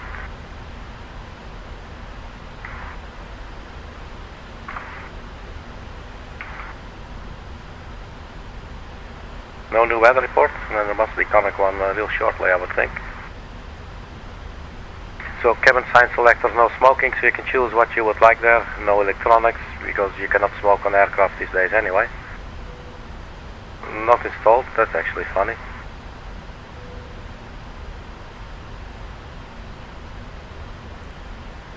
So not installed, then you will only have one button. Let's do this correctly. My bad. Let's turn on the storm lights. So the passenger signs, whoops, there's two buttons, but now it's only one, just seat belts. So it's an option, you can say I want no smoking or no electronics. No electronics. Or you go for the no smoking option. So you can say, oh, you can now start smoking. I don't know, maybe, I don't know what Turkish Airlines do. Let's say no electronics. And that is on. No, we can turn that off. But the passenger, the seatbelt sign stays on auto.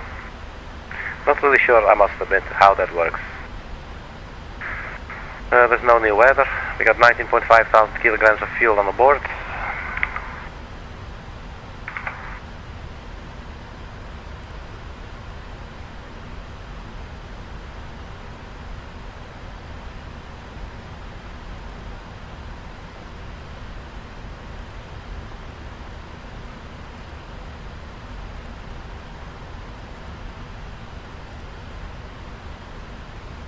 It's funny, for the minimums call, I will always hear minimums.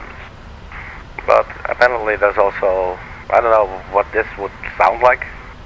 Would it be minimums, I don't know. Yeah, maybe it's just twice. So instead of just minimums, you will hear the minimums, I don't know. Decision height, so they're gonna call decision height. And this one's very funny, decide. I'm going to keep it on minimums for today. I'll mess around with it later for sure.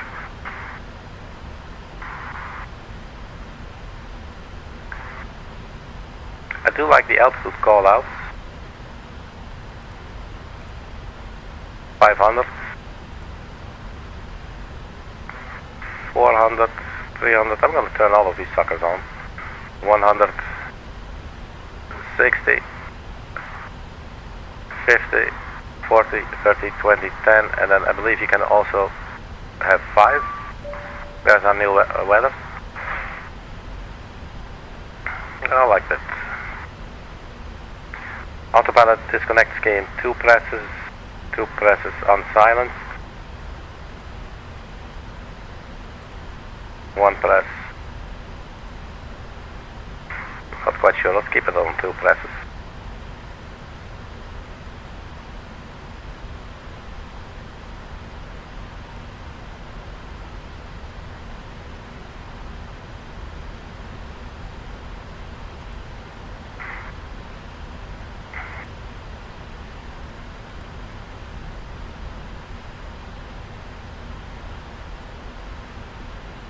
So we got information Papa. 40 degrees, 9 knots. Variable from 20 to 100. And that must be the wind direction. Visibility 10 kilometers, temperature 11. 1026. Cancel.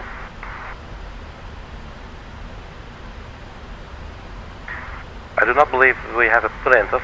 Let's get one and go print, see what it does.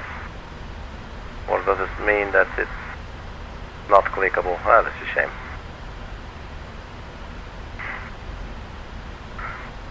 Now it would be nice if you could go in the menu and say, I would like to select a printer.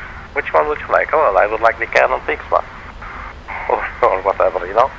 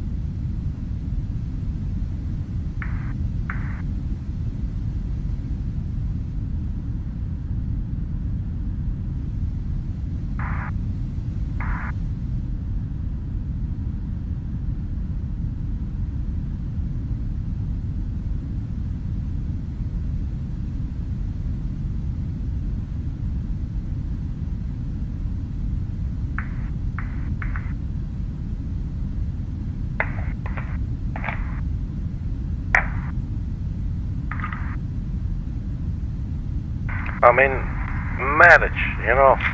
I mean, like, take my wife. Okay, let's not go there, man. Let's not go there.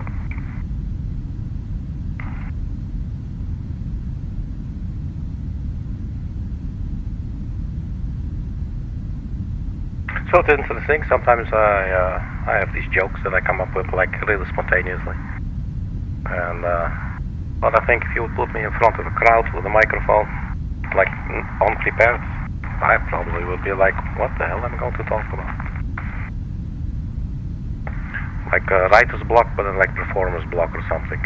Well, put me in front of an audience with a guitar or a piano, and I'll make it look easy. Well, that's what I tell myself. Other people just see me there working my ass off. But I love that, you know. You just put me on the stage and I'll sing, I'll play. I'll act if I have to, if it's about acting.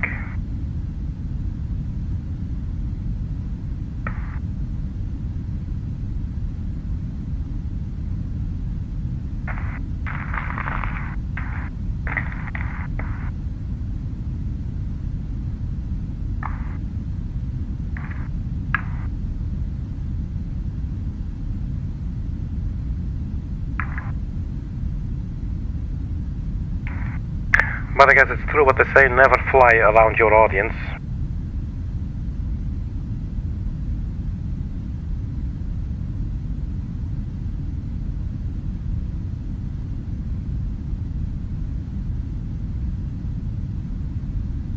So the other day, I saw I have like almost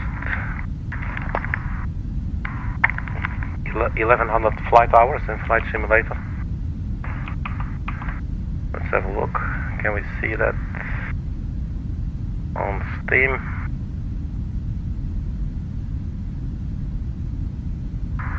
I did get the achievement for 1000 flight hours.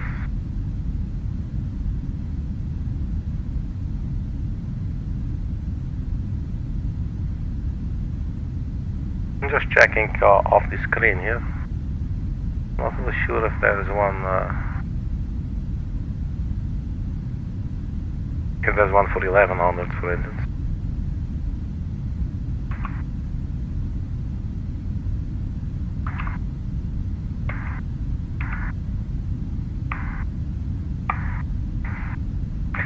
No, sir. No clue.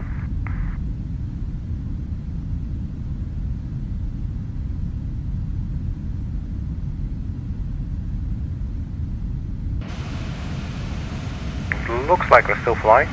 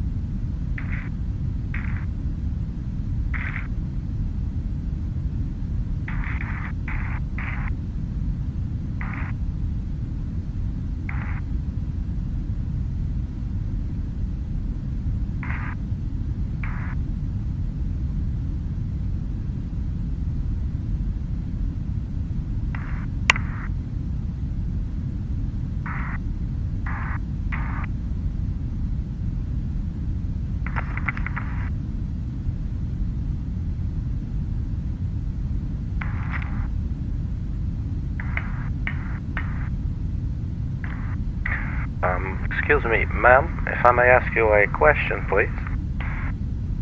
When you signed up to go to the modeling agency to have your picture used in in numerous games, did you really sign up for your face turning out to be quite deformed sometimes? I don't mean this in a bad way. I'm just considering the person who lent their face for this purpose, and then you look at everybody, they just look normal. I know it's not a very nice thing to say somebody doesn't look normal, you know. I mean, what is normal, you know? One way of saying normal is what everybody else is and you are not. So if it applies to everybody, then, you know, nobody's normal and everybody's normal at the same time. You know, it's not very difficult. But, you know, I don't want to body shame this person, but it looks like if we have her spawn back in or something, she might look a little bit better. I mean, it must be uncomfortable. Alright, so let's zoom on back to the flight deck. This girl is like really lucky, sitting here all by herself. 2 empty seats next to her, all the space in front of her. Looks like she's not properly loaded in either. She looks a little bit like a zombie, where earlier she looked, well, more normal, if you will. But there's that word again, isn't it? Anyway, let's get back to the flight deck, see if we didn't disengage the autopilot by accident. We didn't. AP is on. Speed LNAV, TNAV out. We're still at 38,000 feet. Speed is holding 260 or 0.816 Mach. That's pretty spot on. So we've got 5 more pages to go. And our descent will be basically on the next page. No new weather reports as of yet. Let's have a look at the world map.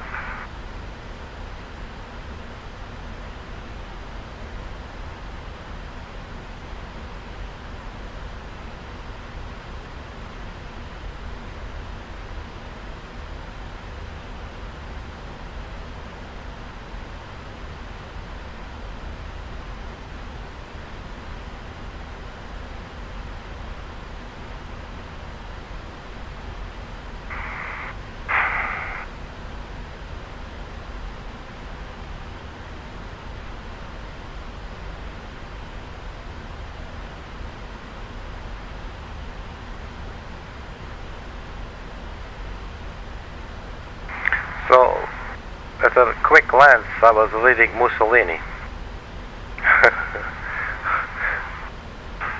Let's fly again here next to all these islands. I think we did this on the channel a couple of years ago with a friend of mine who's from around this area, more or less. Croatia. So yeah, I mean, this is looking very nice. Maybe it's interesting to do that again.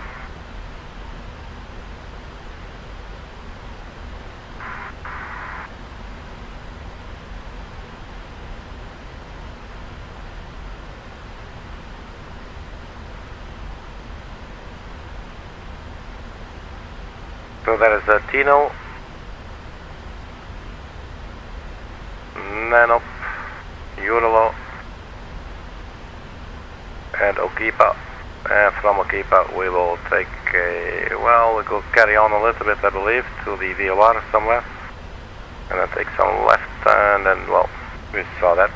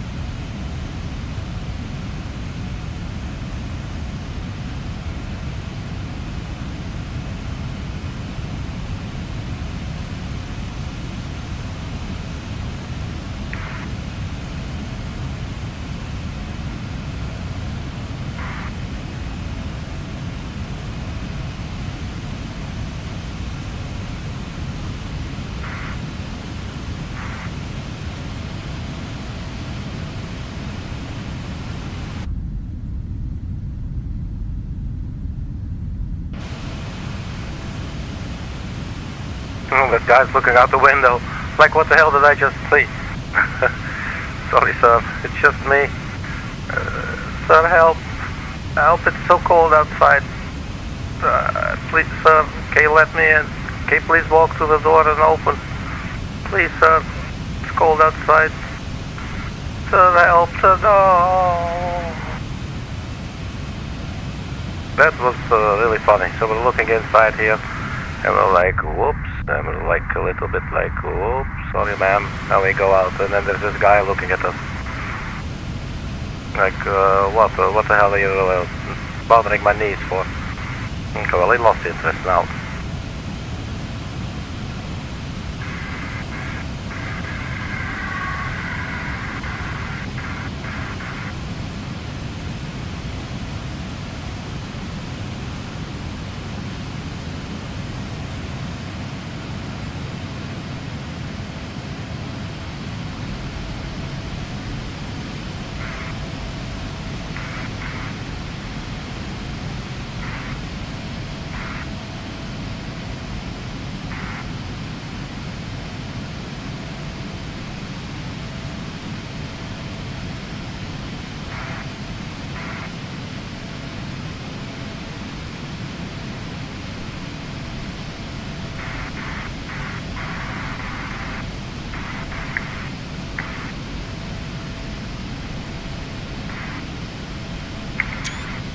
That's a funny pic too.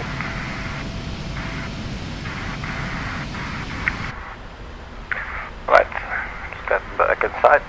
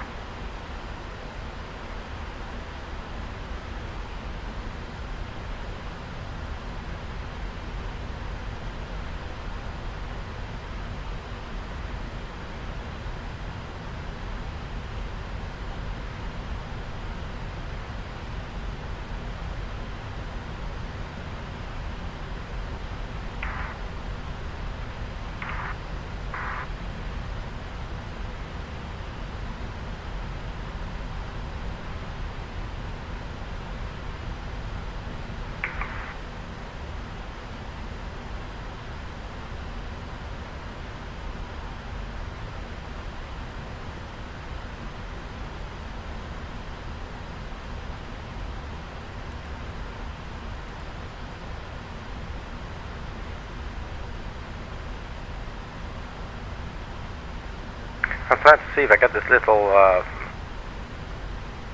these little two arrows. Like we were getting earlier. You have to like really, like something like this.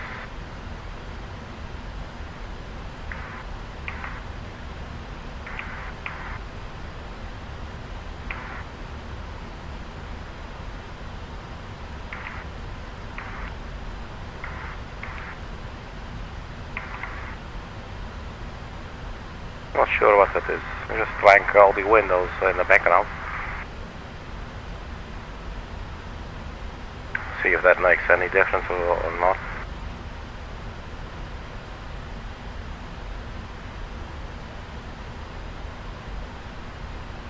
But it makes no difference.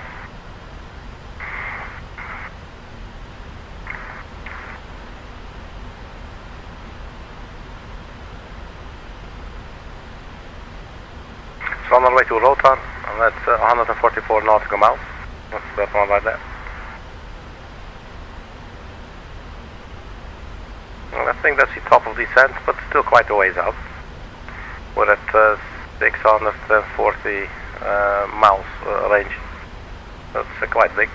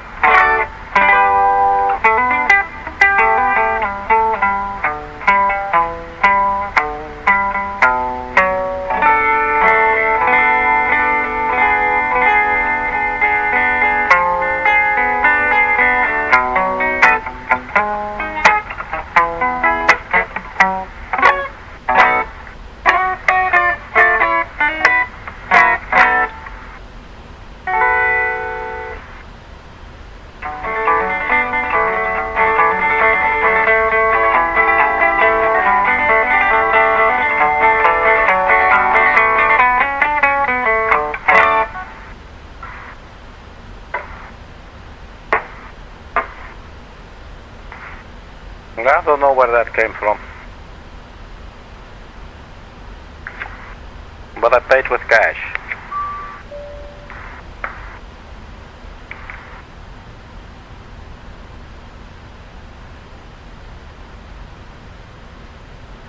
Latest weather, surface winds 40 degrees, 8 knots, variable from 20 to 90 degrees I would think, visibility 10 miles, 4 kilometers, temperature 11, dew point 2, QNH 1026, information Quebec. So we get a bunch of weather updates, always nice.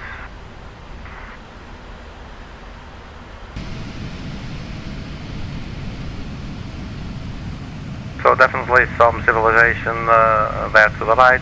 We got a big place. What is that? Slovenia. Would be Velika Kladuša.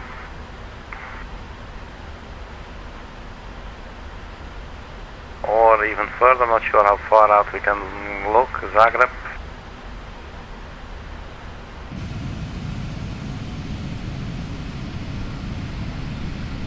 No, probably not.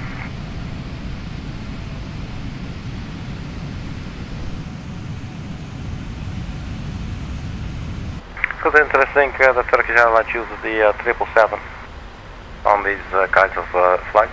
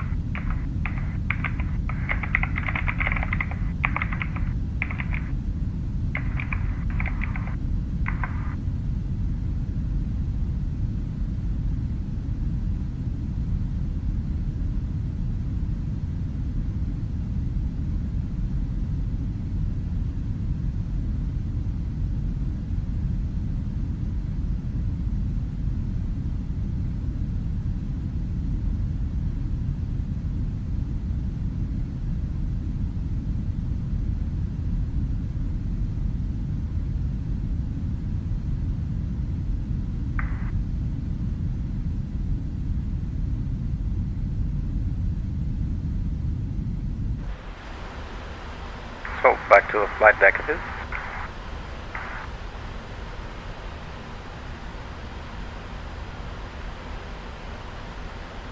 So 73 miles from ROTAR.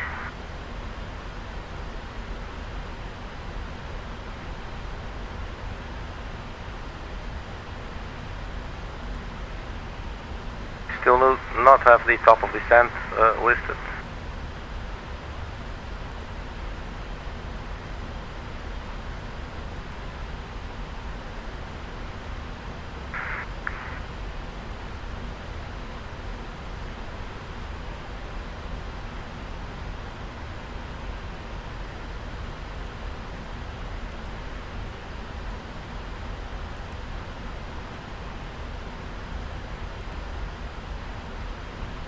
So we're expected to arrive 2114 Zulu.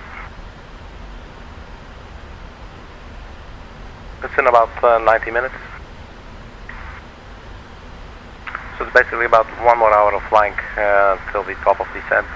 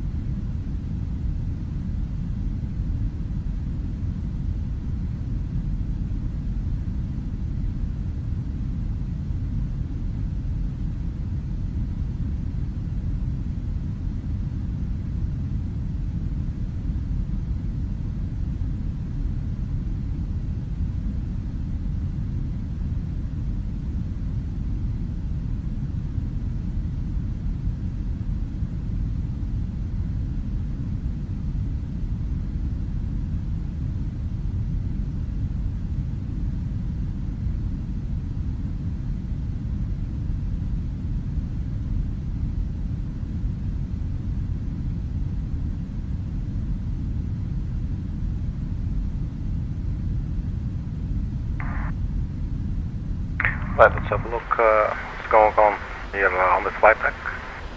So I think there's AOSTA. Or not yet. Well, no. What is this? Milano.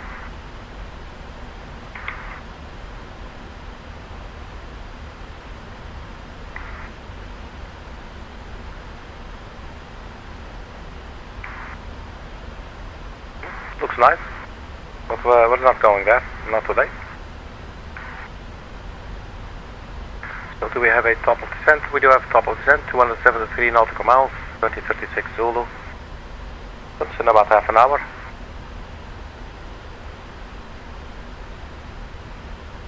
There's no more weather reports, it seems.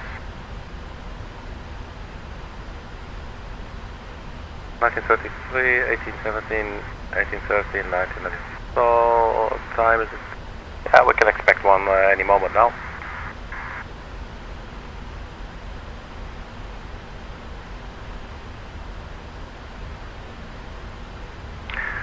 And then for the descent checklist, we'll need to keep that ready for when we start to descend at least. We will check the recall, notes we can skip, and then the auto brake, and landing data. Basically, we set up all the landing data and the approach briefing as well.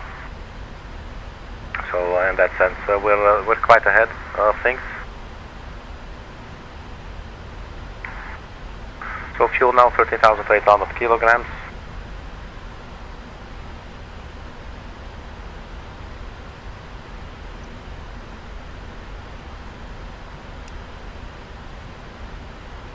There's our top of descent.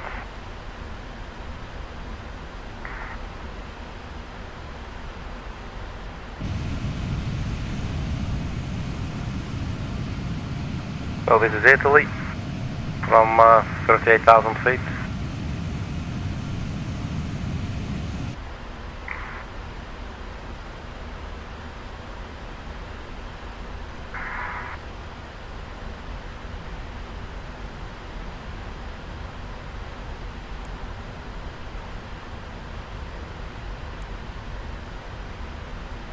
You can also put the navigational display here in the middle. If for any reason you would like that, it's pretty cool.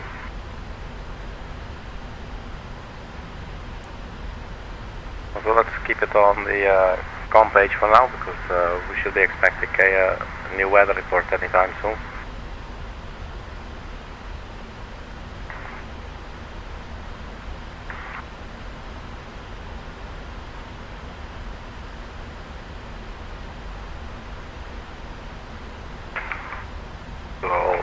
Based on the last weather report that we got, let's see if there's any clouds.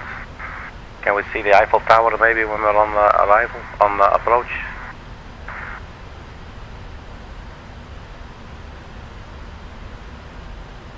No, it doesn't appear to be any clouds. Visibility 10 kilometers or greater. I cannot find a single cloud in here. So it's a cloudless night, just like here in what is it, Milano?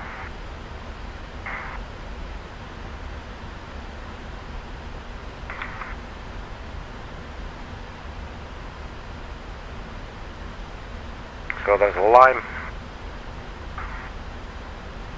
Wake up, you limey fish. And then we get AOSTA. Sitting right there between the mountains. Alright, so that is our latest weather report. Let's see what these guys are selling. So information Romeo, surface wind 40 degrees 9 knots. There is no clouds or anything. It's a very easy weather.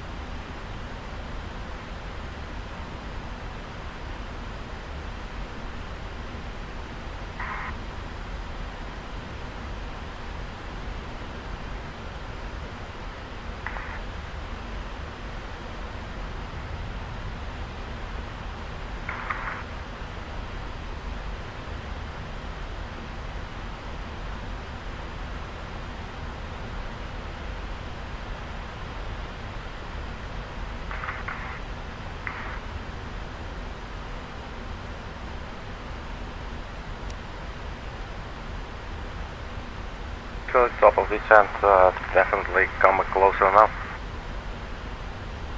150 miles, 2036.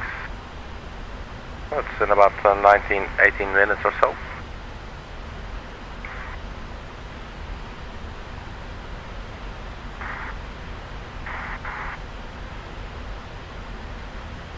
So it's a good thing to go over the approach again. So 264, we set that in the heading there.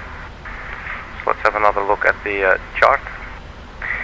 And I think this is not the correct one. I think first we start with the initial approach. So we'll be flying to Okipa. This was in the flight plan. The Coulommiers VOR was not in the flight plan, but we put it in, CLM. Then MOLUS, we put that in. I wonder if we could like select the Okipa 7 Echo, for instance. I'm not going to do it, but I'm curious to see if that would have been an option. So let's go legs. No, where is it? Departure arrival.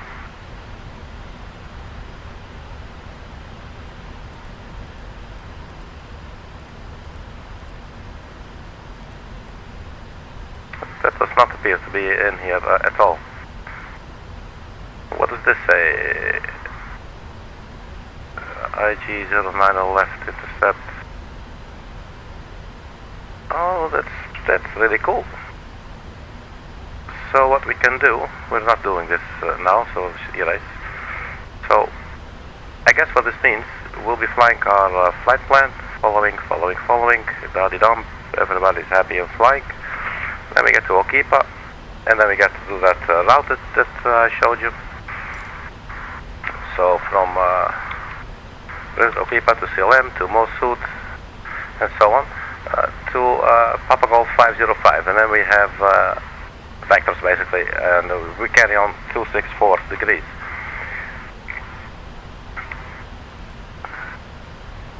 So once we're there, and we decide, for instance, at some point so we carry on 264 degrees, and I think we're turning now.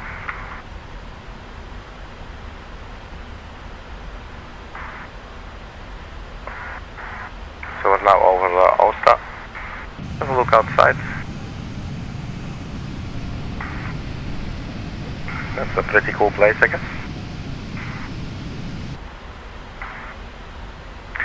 So then once we are basically on vectors, whoops, at some point we'll probably go north, because we'll have to get north because that's where the extended long center line is.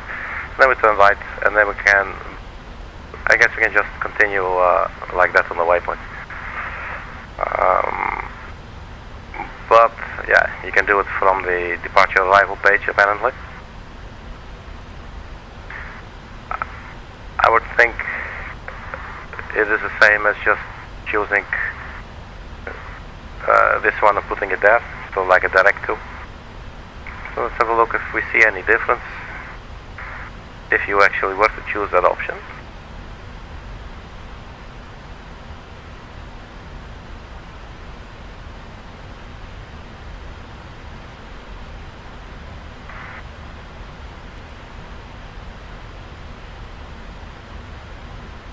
That's interesting.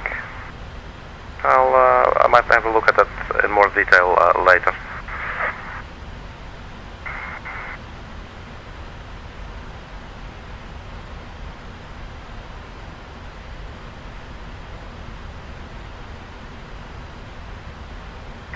I think this is the go-around procedure. We missed approach. That should be then on the final approach chart.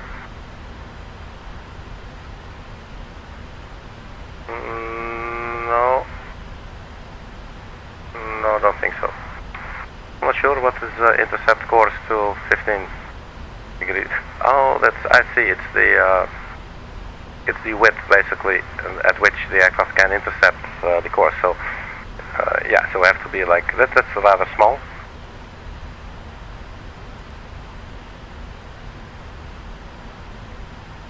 It's a bit of a narrow kind of course, 15 degrees, so it's not too big.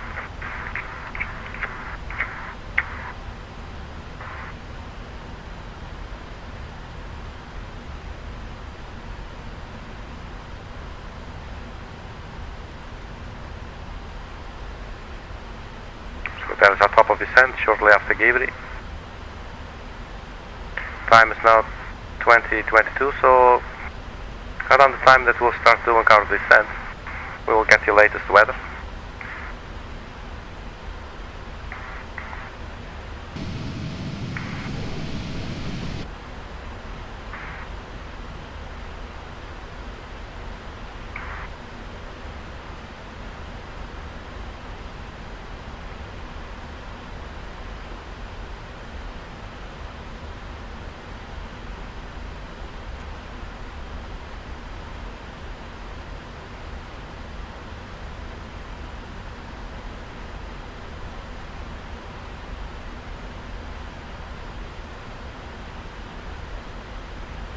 So the NTIs, wing and engine, they're all on auto. We do have a windscreen wiper. It's too dark to actually see it.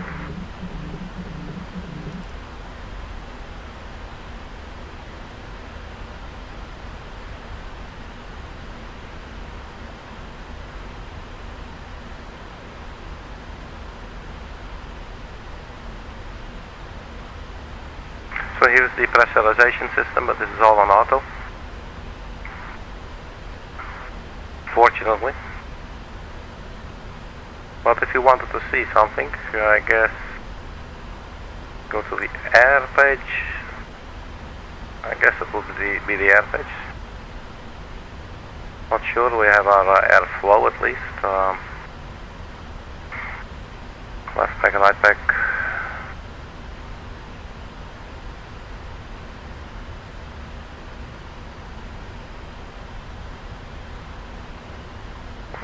Don't think pressure is in here. That might be on the status page.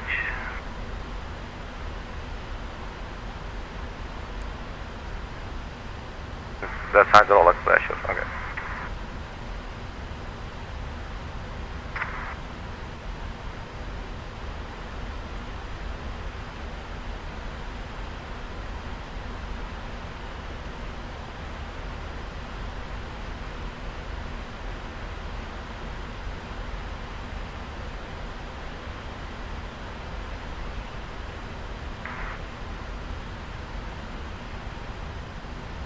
Surely there must be some sort of a readout of what the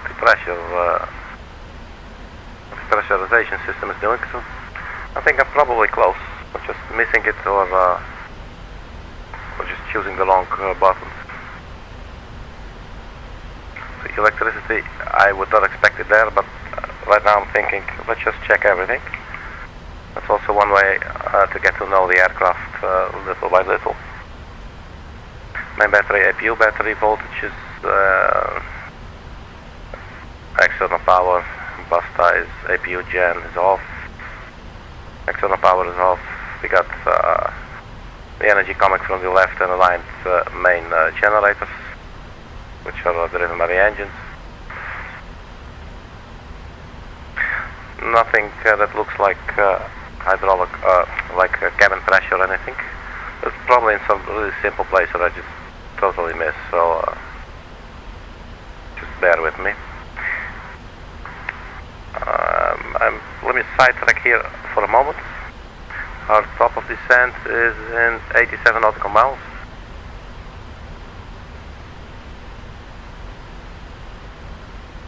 So let's set the altitude.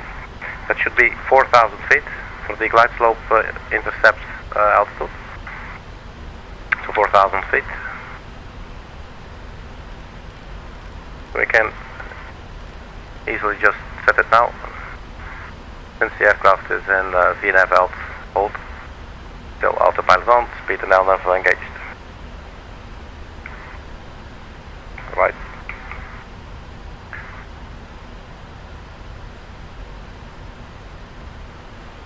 So this was hydraulics, primary demand, hydraulic pressure and quantities, and what they're supplying hydraulic power to. Fuel page with again, let's just check all of them. So total fuel, 2 engines, like a left forward and aft engine and a right forward and aft engine. Aft, that's where I actually would have expected it. Oh wait, it comes here. So not down here, but actually the information appears here. So if you choose a different, let's say go back to elect, then this will be cleared out. So that's how they did it, and that's what I missed the first time. Oops, duct pressure 51 and 50. I think this we actually saw. Duct pressure, yeah, we saw that here. Cabin altitude 6,400. Landing altitude 400. That's on auto. That's pretty cool. That's correct. So we can close or open the valve. So if you want to do it manually, let's not mess with it today. But I guess you can then just put it on. Well, let's do it manual, and then you can set. You can either close or open. I'm gonna put it back to auto. So what else we have up here? Air conditioning. This is basically all of it, done on auto. We could lower the temperature on the flight deck and in the cabin a little bit. Bleed air system, basically everything's on auto. The APU bleed is just on auto. If the aircraft knows that the APU is on, it will just turn on the APU air once that's available.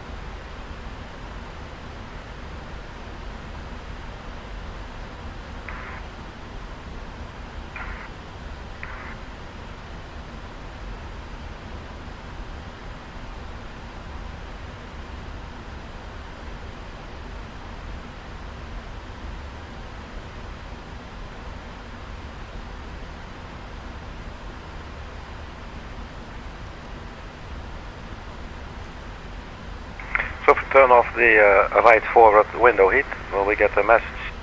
There you go, window heat right forward. Cool.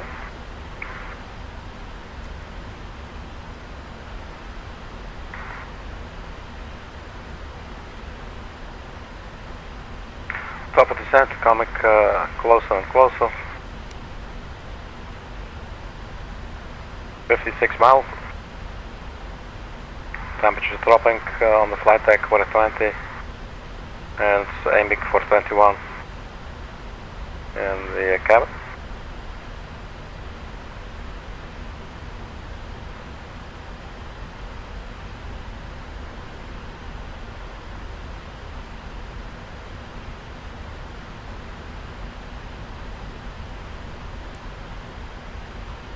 So looking at the time, we should have a new weather report shortly. Looks like they're issued like on every half and every whole hour.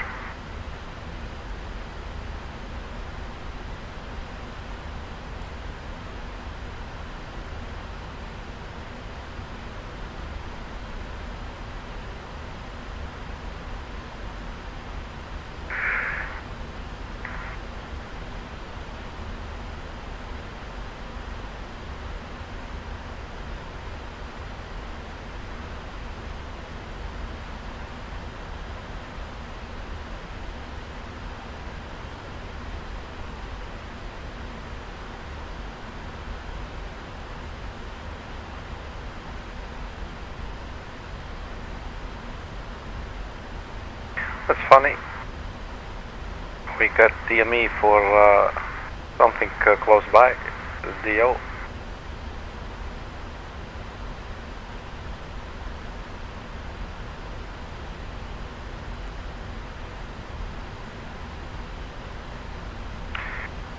can now see that the ILS actually has the correct information in it. 109.35 and a track heading of 084.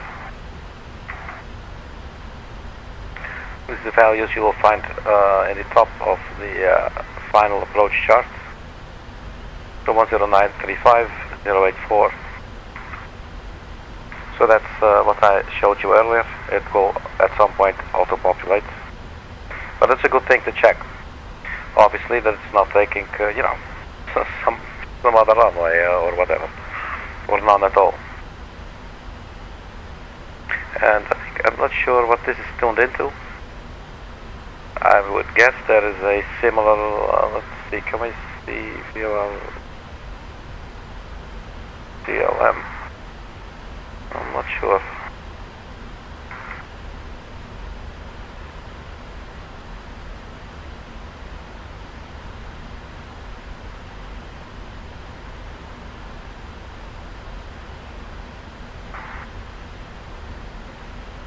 There we go. It's ADF then, I think, DO.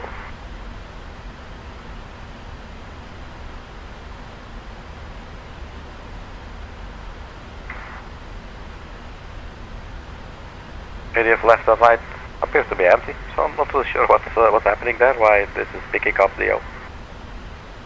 And now it's actually... This is quite interesting.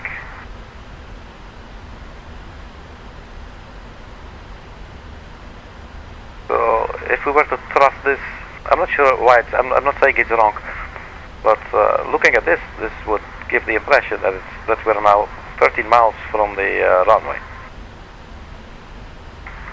which we definitely are not.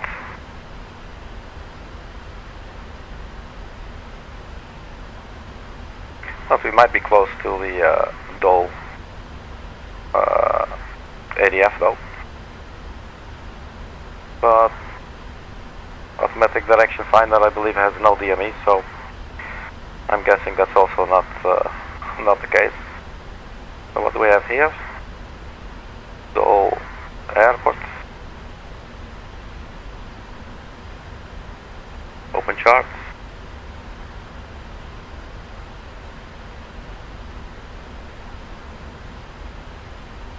Look at that, that has 109.35 as well. That is so funny.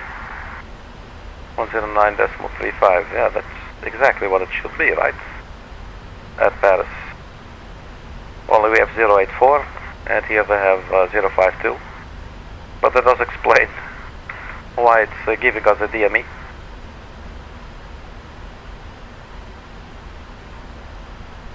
We're still moving towards it, if you will. That's pretty funny. Alright, so 2036, I think the top of descent should be very close. It's now predicted 2039, so a little bit later. I think first it was 36, but I could be wrong. 20 nautical miles. Finally, here's our weather. And then we can prepare for the departure, for the descent.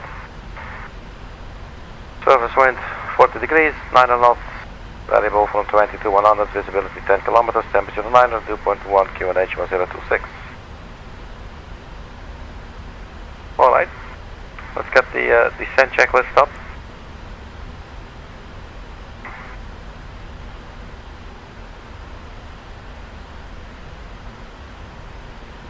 Let's pre-dial 1026.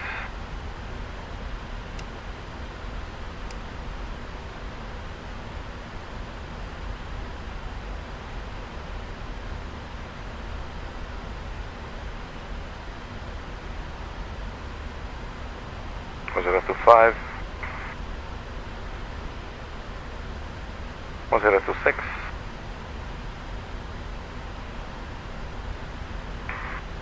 So recall checked. Well, I can do that now. We'll start descending in like a minute. Recall checked. Notes we can skip auto brake. We'll use auto brake 2. We can check that. Landing data VRAF minimums. We have all this information. We have our, so disregard the DME.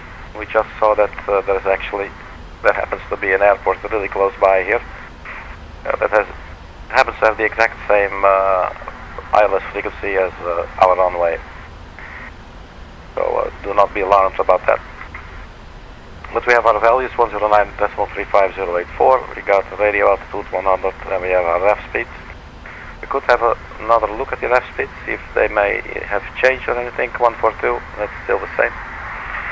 So basically we have set this all up, landing rate of VREF and minimum, so we can check it. Approach briefing has been completed as well.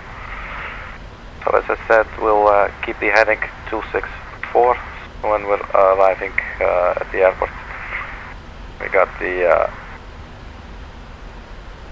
this is the departure. So this was the one that was in our flight plan, Okipa, and then we manually added a couple of waypoints here, CLM, basically to fly the Okipa 7 Echo, taking us to Papa Golf 505. The airport is right there. There's our runway. So we carry on heading 264, so that we set 264 in the heading, so we go to heading hold for a little bit. Then we vector ourselves up and we take a right turn, and we'll turn on the localizer and all of that stuff. So that is our approach briefing complete. We can, the next one would be the approach, so we're not quite there yet. Transition altitude, I believe was 5,000. Where's the approach chart? 5,000 feet.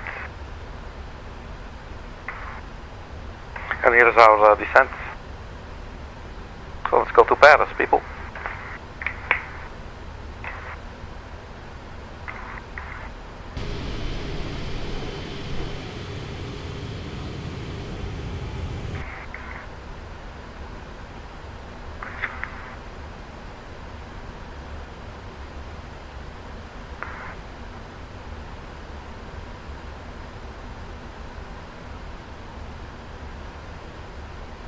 It appears that we are currently a little bit high on the profile.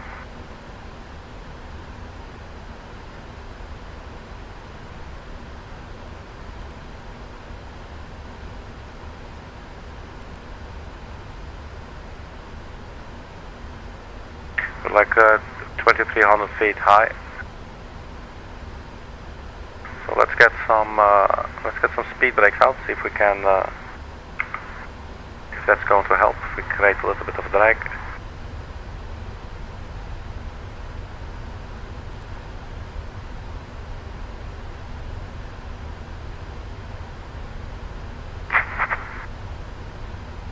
Yeah, it's definitely doing something. Look at that, 2,000.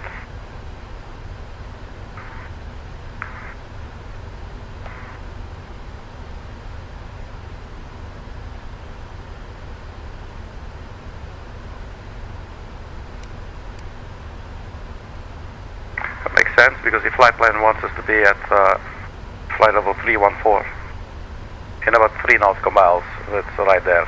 So Traffic.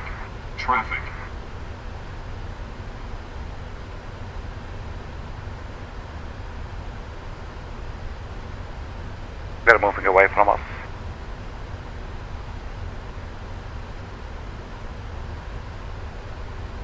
And there we are. So let's get these speed brakes retracted again and see if she manages a little bit better on her own now. So up next is FF302. It's in 11 miles. So progress page 2117.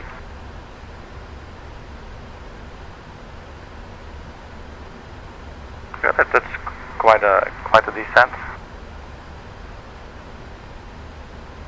In a little over 30 minutes. So let's keep the passengers free for now. They can roam about if they want, but at some point we'll call them to their seats.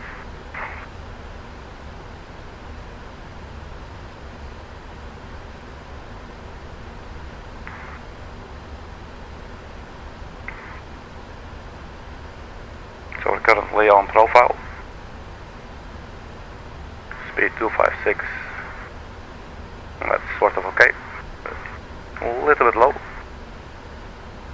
but you will not hear me complain about that very soon.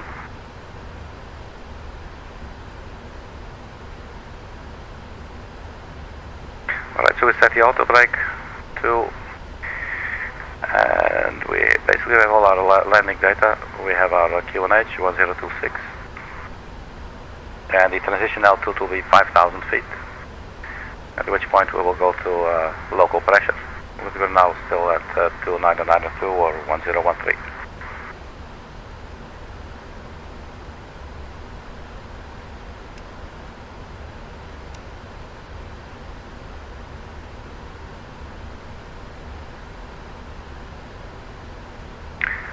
And I believe our approach path will actually take us to the like flying quite close to the Eiffel Tower. Just not sure on which one. This one here, you can see it right here. So we'll get Papa Golf 503, then we'll go to Papa Golf 505, and then in between there will be the Eiffel Tower,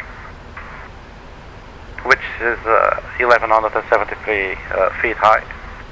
So this is basically considered terrain. So what's happening here?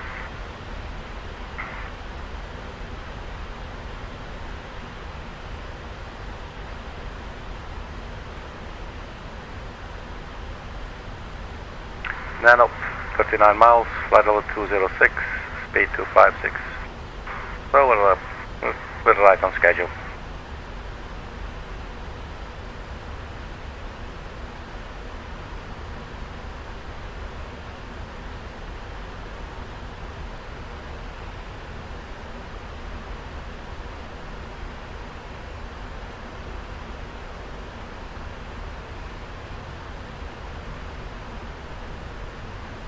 So then I think in about 20 minutes or so we can expect a new weather update. But as we could see earlier, it was like it's not really going to change a lot. It said cap OK earlier. We now have a bunch of reports in between. 0409 and knots. Cap OK 9 degrees 1026. No significant change. So I guess we'll be good.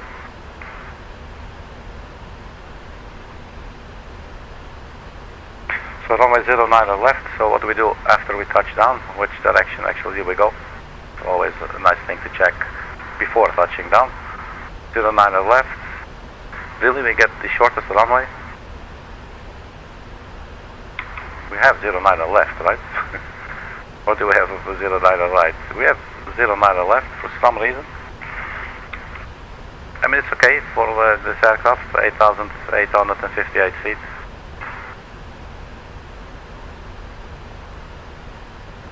So what does the real world ATIS, for instance, say? Let's have a look at that. Airport.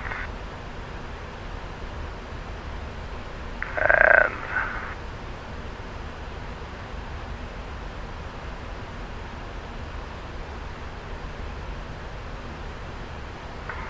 weather ATIS. Is there a real world ATIS? That's not available. There is a VADSIM one. So what are they using on VADSIM? Bonjour. ATIS India recorded wind, slightly different. No, that's the same wind.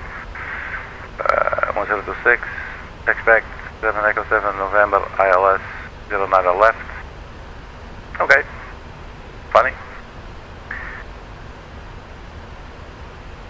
Alright, so 09 left, basically, well, as you can already see, we'll exit the runway to the right. Probably will end up somewhere at the end.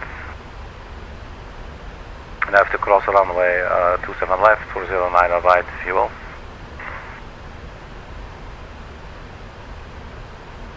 And then we'll just settle down somewhere.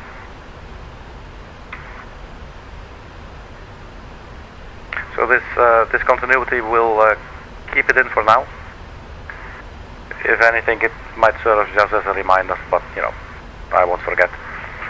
But basically, after Papa Golf 505, we'll just go to heading hold to get a little bit more distance, and then we'll take the right turn and line ourselves up. Alright, So time is 20:47 Zulu.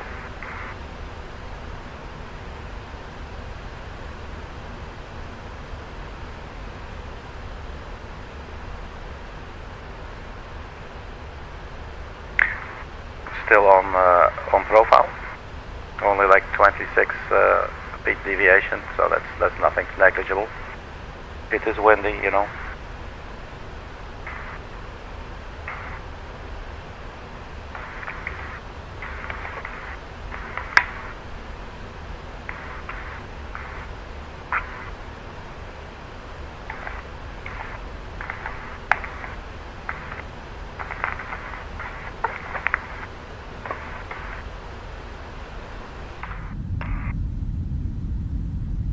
Sir, can I ask you a question?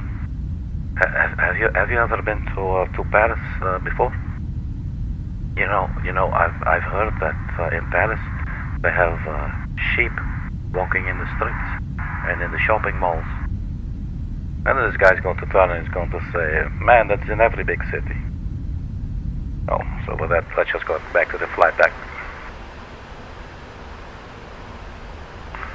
So there's some more lights over there, civilization.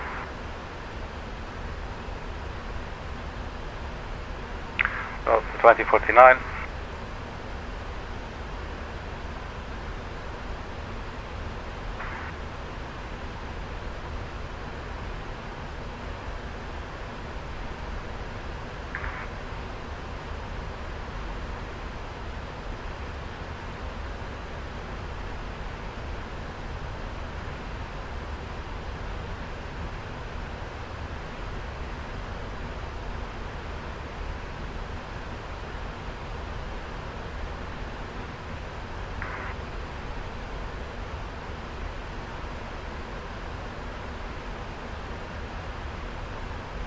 Where are we in the world? Let's go world map.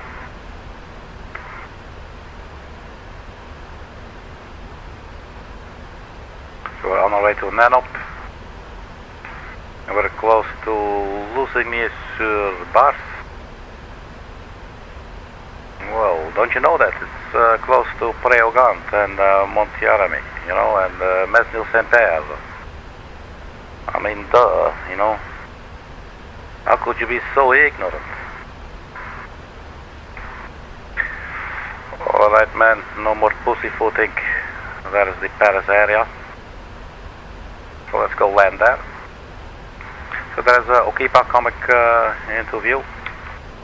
I'm thinking we could maybe start thinking about getting the passengers to their seats. It's a big plane, so they might take a while as well, because we have a lot of passengers, 386, I believe. Let's turn on the seatbelt sign.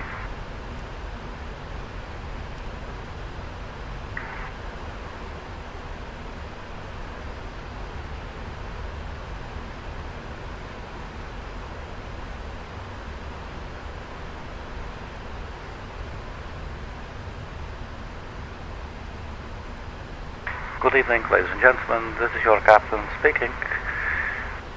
As you may have noticed, we have started our descent into Paris-Charles de Gaulle International Airport. So please return to your seats and fasten your seatbelts. We're expecting to arrive at Paris-Charles de Gaulle in approximately 30 minutes.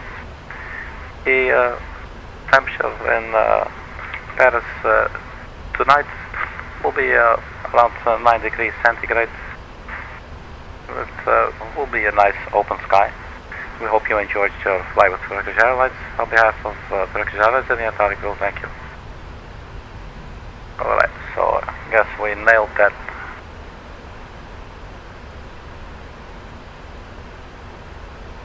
At 19,000 feet.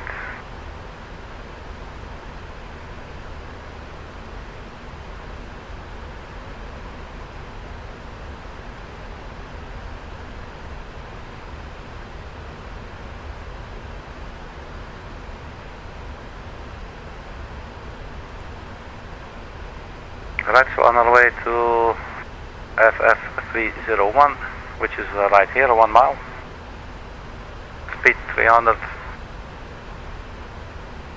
Flight level 200 or below.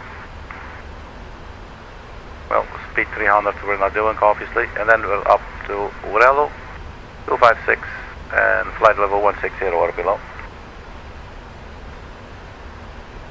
And as you can see, looks like we'll make that without any kind of effort.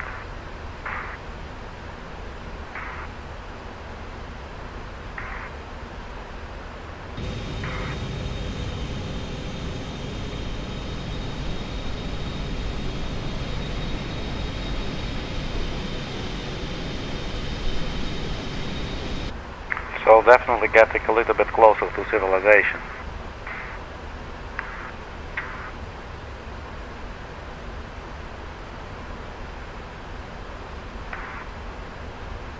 Saying that flying into the country who invented the guillotine.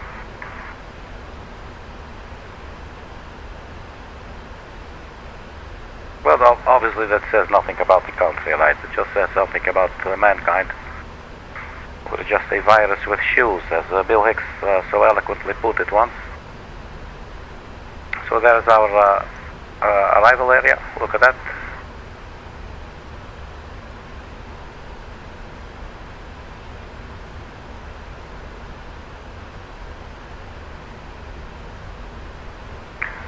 So the time 54, so we'll have to wait a little bit for the latest weather. And, you know, I'm mostly interested in the QNH, you know, but wind is also nice.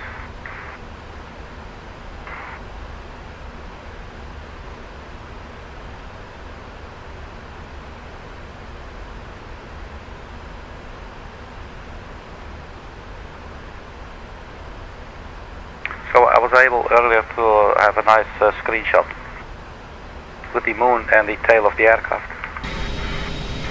Well, it's way on the other end, we're not going there at this speed. Well, take it from me, it actually happened.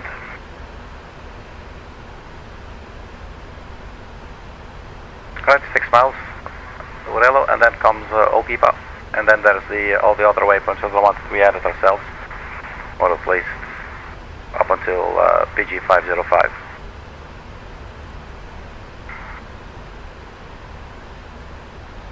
And it looked like there was no way, like if you go to the departure arrival and then you select your arrival, there was no way to put in that other type of approach for some reason.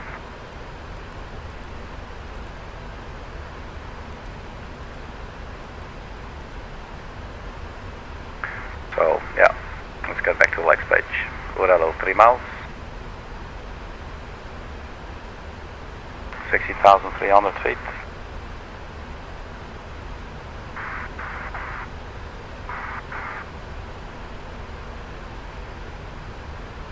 Got about 1,200 kilograms of fuel to burn. We're expected to land with 8,000 kilograms of fuel in the tanks.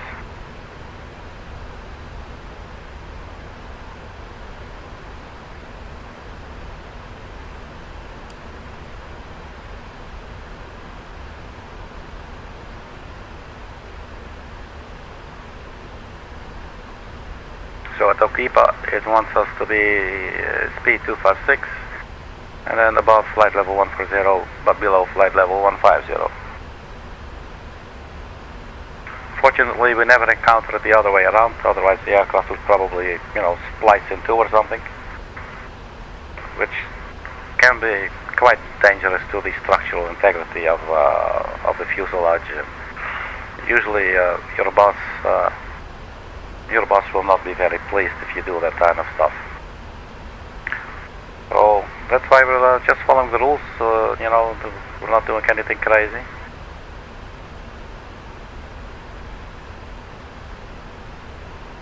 I mean, life is just like a whole bunch of jibber jabber. You know what I mean?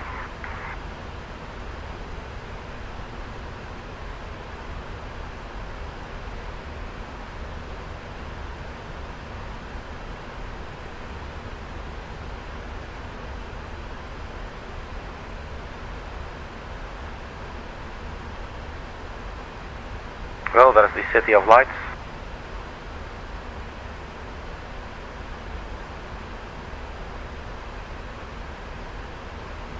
And there's the Pleiades, the 7 stars or the 7 sisters.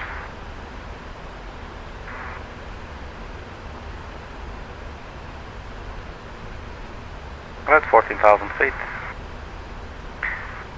Let's start up the APU.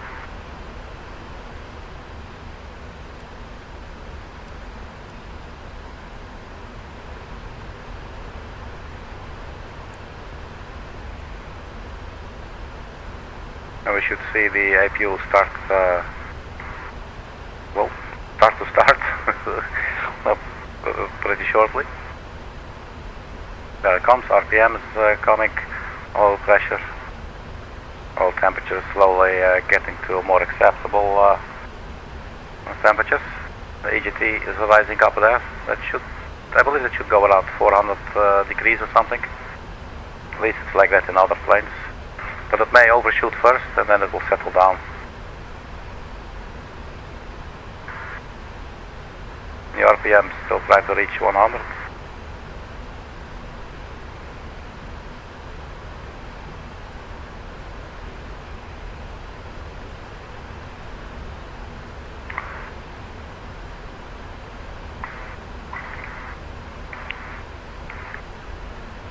So the touchdown is in about 18 minutes from now.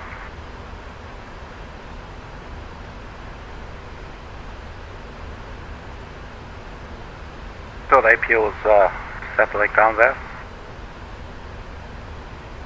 That's actually quite a lot lower, 330. Oh, I didn't say anything. It's going up again. Alright, so we have our APU running, and here's our reminder as well.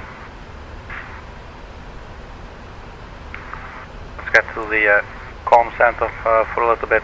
Hopefully we'll get our weather report in the next 5 minutes. It should be issued right now, at the top of the hour. There's always a little delay in this aircraft, and then you will receive it like after 5 minutes or whatever. So CLM, the Coulommiers or something, it's in 13.8 miles.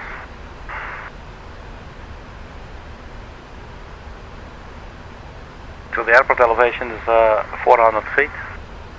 So basically at PG 505 we'll be at 5,000 feet.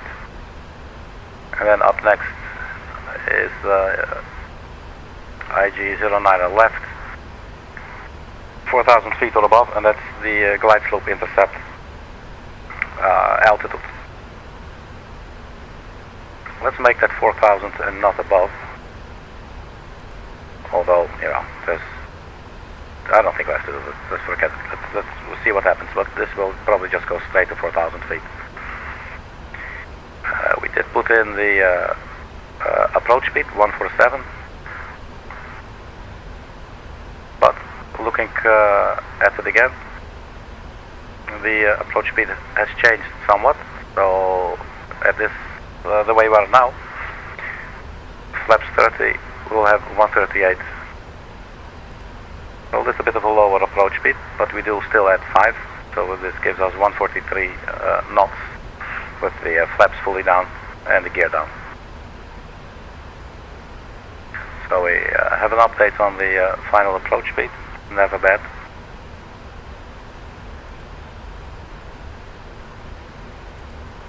Let's put it in here as well. So 143 /. We're not changing what comes after that. 143, execute. And that's that. So CLM coming up, 5 miles, flight level 111.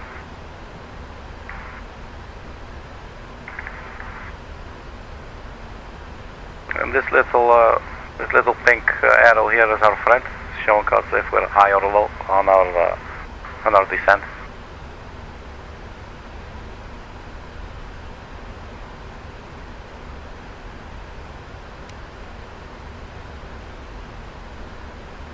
So this is the plan top-down view, if you will, with the north up. So basically, fly to Papa Golf 505, then carry on a little bit, and then turn around.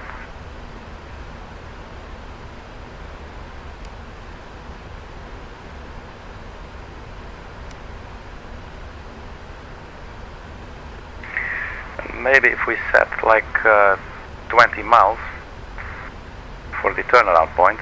Let's put another range link. Maybe that's a good idea. So we got this one at 12, so 264. Let's go 25 miles. Put that in as well. We got the second ring, so then if we now go back to the plan view, it should make a little bit more sense. So basically we just keep on flying, and we sort of know, like before that line, it's perfectly okay to turn right and turn around. And those kinds of little things can help alleviate a little bit of the workload, I guess. Alright, 10,000 feet coming up, let's turn on the landing lights.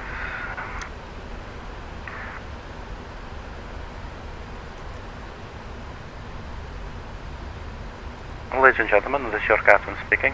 We are now moments away from our final approach. We're expecting to arrive in approximately 15 minutes. We have turned on the cabin lights, as this is a normal procedure during nighttime operations. We hope you enjoyed your flight. Please remain seated and the aircraft has come to a complete stop on behalf of Turkish Airlines. Thank you for flying. Alright, so we managed to make a fool out of ourselves once more. So the time 21:04. So I'm hoping to get the latest weather then.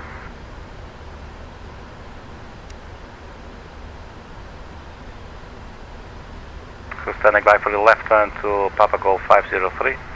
And after Papa Golf 503 we should be able to see, well, at least we're passing over the Eiffel Tower. I have zero clue if you can see it in the simulator at night. There's our airport, I guess.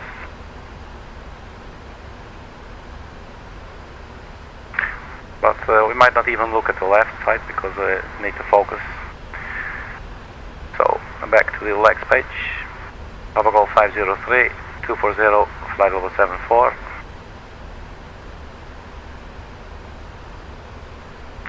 And let's also turn on the runway turn-off lights now, and the taxi lights as well.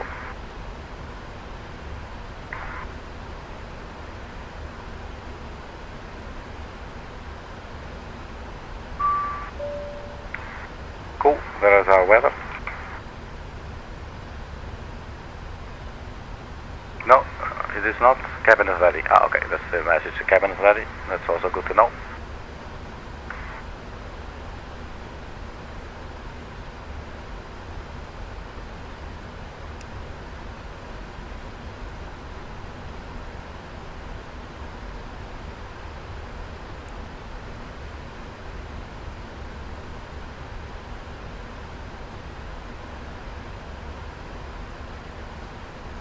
So Papa Golf 503 in 10 miles or so, 9 miles. The airport's to our right. We now have the DME, Papa November Echo. 8 miles from the runway.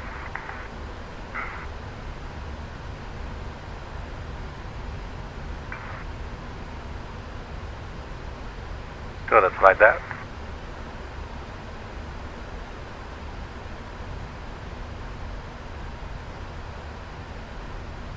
So when it comes to Paris, I am not what you would call in French a connoisseur. I have zero clue where to look for the Eiffel Tower.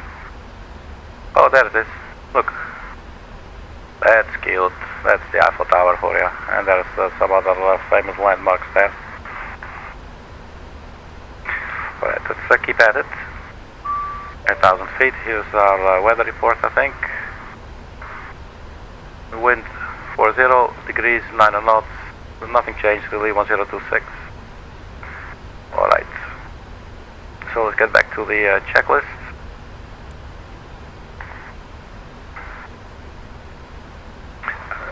Looks like I'm getting a little bit more lag, like some frame rate drops every now and then. It feels like a little bit more sluggish. This is not new to me. In my actual flight simulator I went close to the ground with all the little lights. So there's the Eiffel Tower. Maybe we can have one more close look once we are a little bit closer. So altimeters we change over at 5,000 feet. We're not there yet. We're now on the way to Papa Golf 503, flight level 74, and then we descend to 5,428.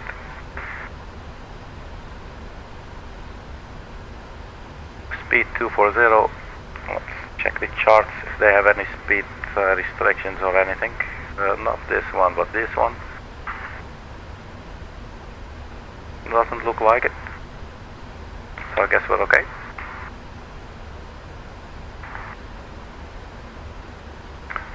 So let's wait with arming the speed brake until we're actually on final approach.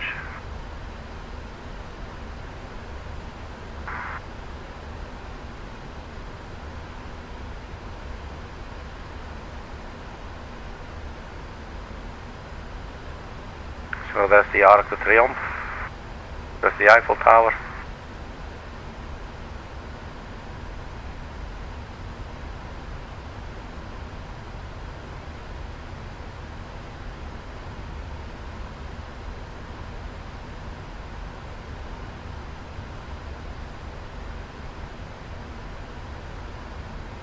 Yeah, that's the very old city with a lot of history.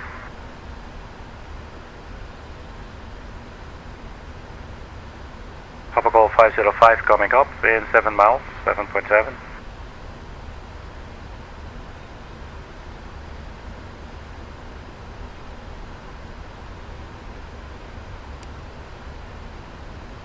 And there's the India Golf 09 on the left, so basically maybe we could actually like turn, but you could see on the plan earlier, like on this map view, it's not going to work out, it's not going to be pretty, so just have a little bit more space.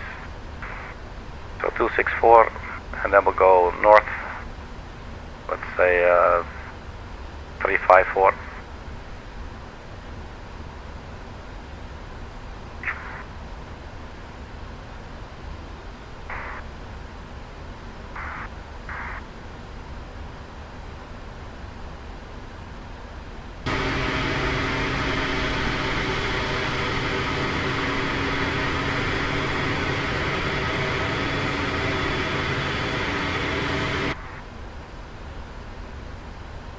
Well, that happened.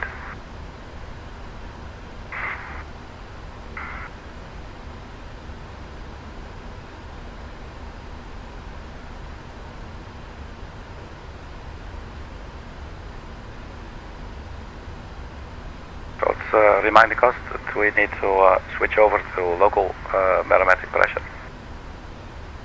That will be at 5,000 feet. Let's do that now. There you go, you see that we're a little bit high. And immediately the aircraft starts to drop its nose. FMC message, and that's saying discontinuity. Okay, so let's go heading hold now.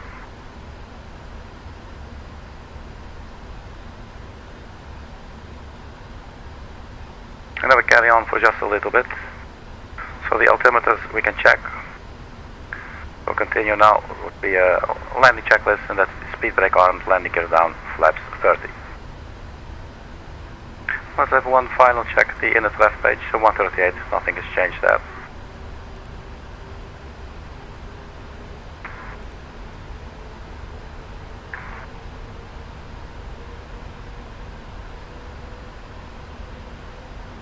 So we're below the glide slope.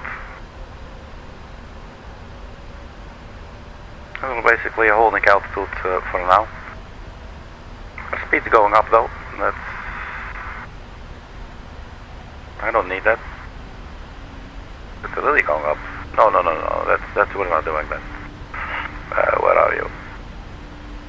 Shit, where's the speed? Where's the speed intervent? Can we just do it like this? Not having it. Oh man, the speed's like, it's going on hold, so that means we're manual. Let's just bring back the power for now, like this. Well, this definitely gave us a lot of extra speed, so let's get the speed brakes out.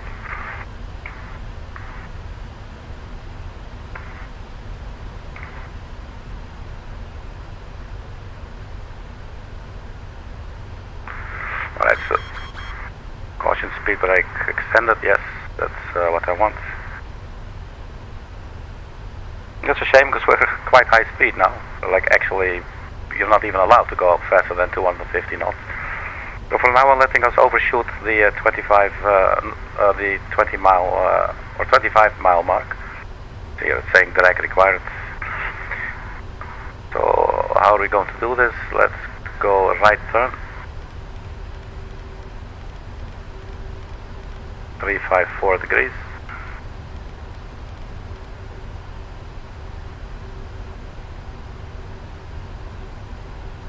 Why is it not doing that? What am I missing here? Let's get speed brake in.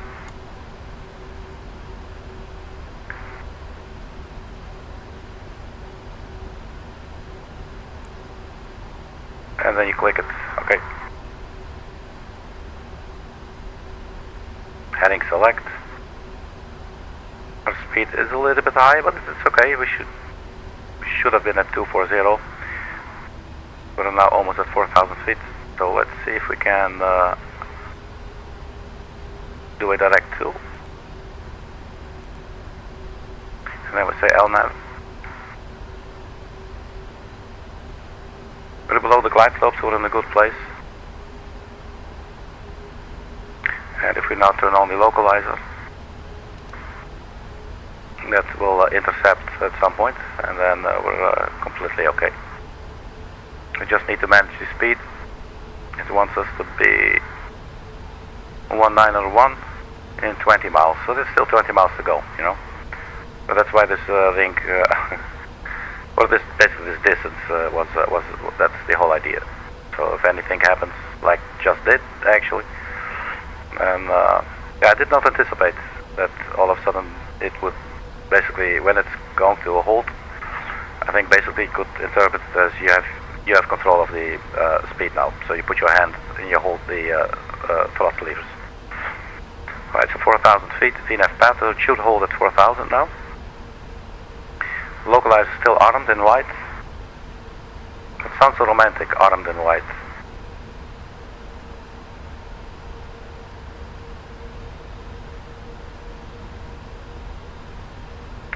So let's see if we can arm the speed brake now.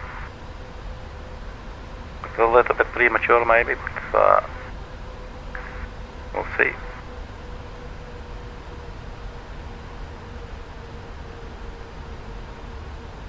I mean, you can see we're coming at it from somewhat of an angle, right? But the heading mode did something unexpected, and I chickened out, and I felt like, okay, let's just do it like this. This should work. At least we have some time to decelerate properly. Usually it should be around 2 miles before the point where we are.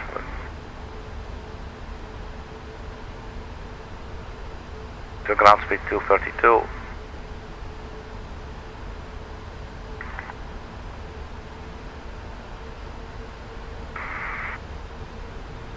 For the rest, everything's basically set up. We got the auto brake 2. Could maybe even go auto brake 3, because it's really a short, a relatively short runway.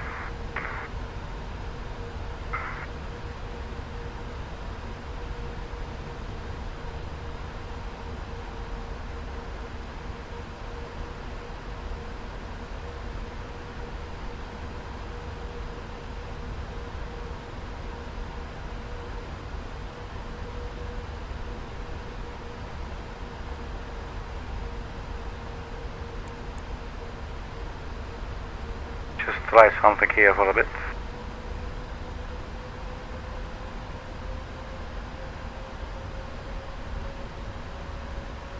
Just to get a little bit closer to the runway center line. And then we go back to lateral navigation.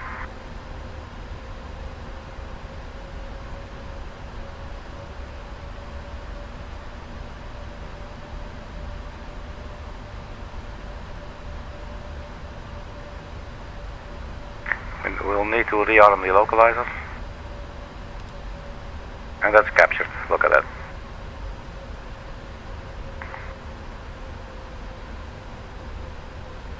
So we're 22 miles out.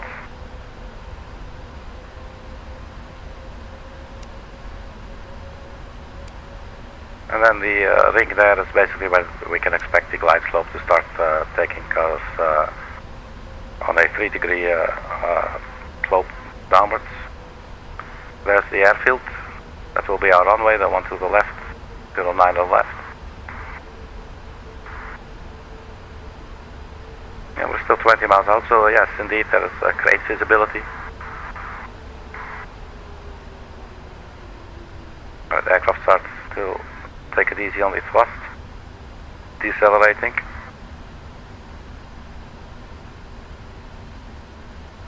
And we're 5 miles out, so that makes sense, okay.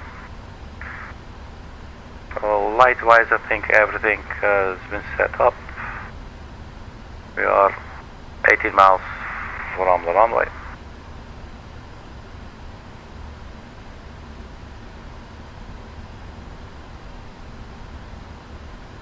So we're establishing a localizer. So then we can also turn on the approach. So that will arm the glide slope. You can see it is armed in white, but still following VNF path now, and we're on localizer. The speed is really going down, so let's go flaps 1, and we can go flaps 2, well this is 5, keep forgetting.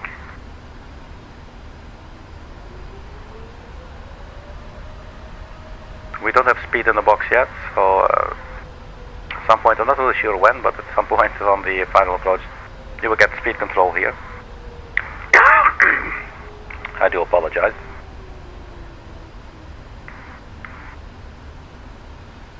We're still well below the glide slope. Speed's going down and down. We're 14 miles out. So flaps to 15. Well, that's maybe a little bit premature then.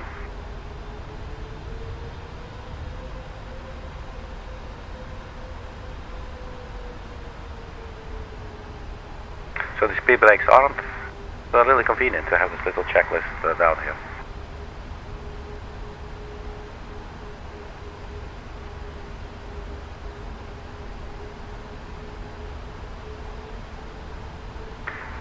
Miles out. We're landing at the Paris Charles de Gaulle International Airport.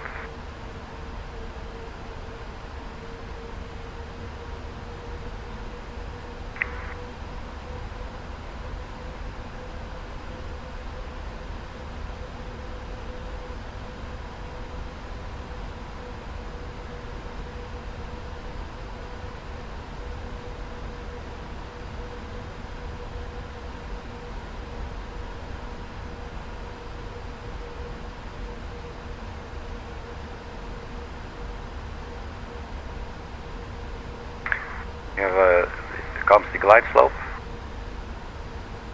As predicted, it was supposed to be 11.2 miles or something. 11.2 glide slope. And the nose going down. So the speed is actually below the set now for below the flap 50. And the range is 10 miles.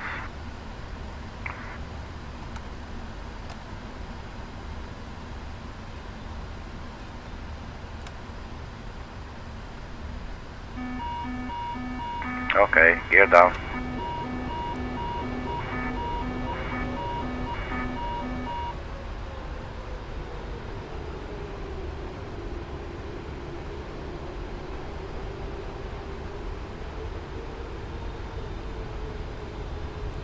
Cabin crew, take your seats for landing.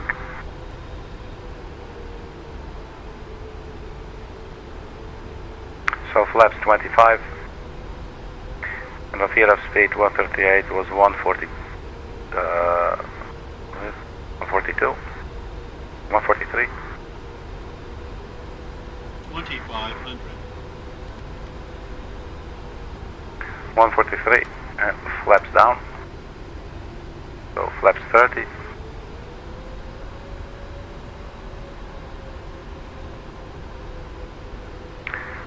So now the radio altitude comes alive. So at about 1,000 feet we'll take over and hand fly the rest of the ILS.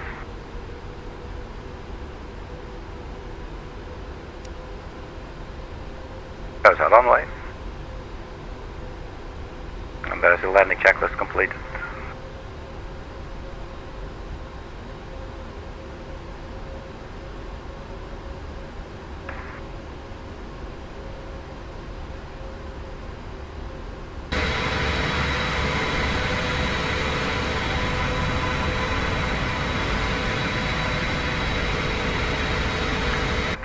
just hanging here, fully configured for landing.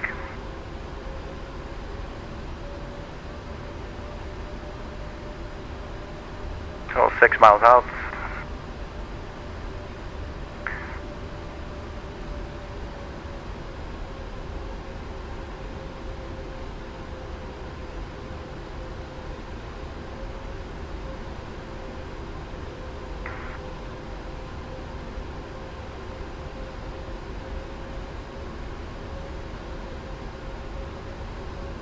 So ground speed is 123 knots.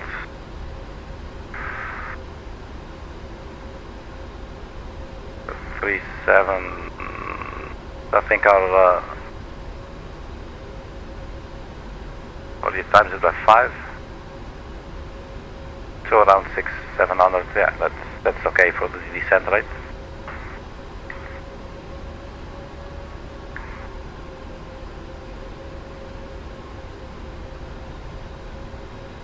Fuel 7. So earlier the prediction was 8. And I think I even saw 9, no, was it? I think it was 8.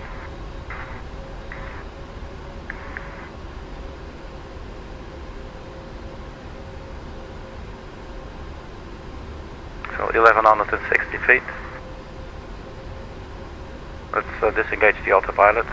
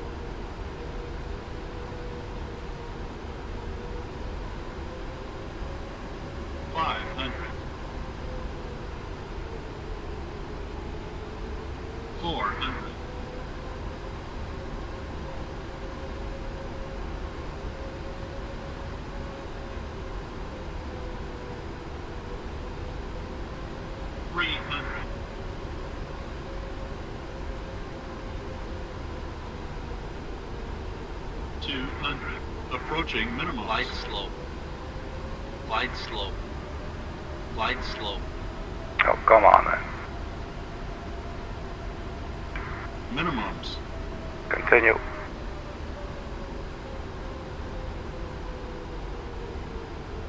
Forty, 30, 20, 10, 5. Alright, so welcome to Paris, everybody. Let's get the reversers out.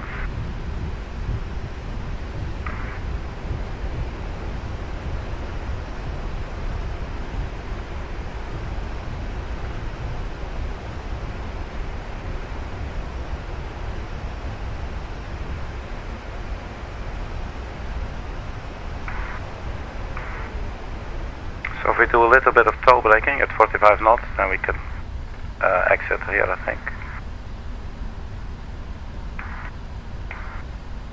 Oh, maybe not quite at 45, but let's exit anyway.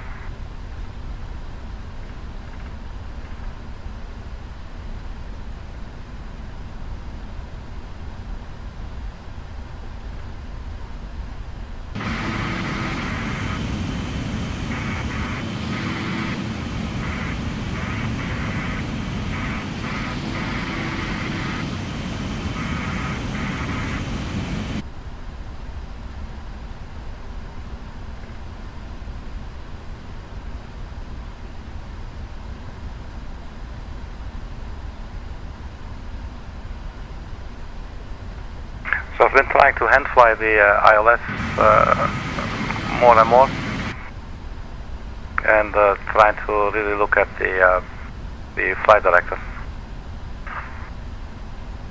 and yeah, that's interesting to say the least. I do notice that when you do it properly, well, look at the moon there; it's really pretty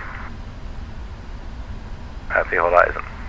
So yeah, but if you do it properly, and you do notice that it does make make a difference, like a whole lot more stability. I'm not saying it's perfect at all, but it's definitely getting a lot better like that, and makes it more fun as well. To sort of try and eyeball the little, like you only go like 2 or 3 degrees up and down instead of just going bigger changes when on the glide slope. You know, you want to stay on the glide slope. Let's turn off the flight directors and the landing lights as well.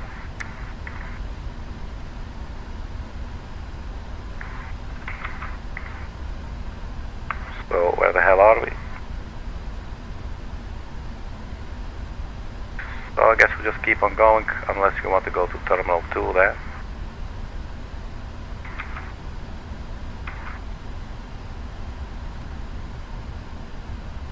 So let's go to Terminal 1.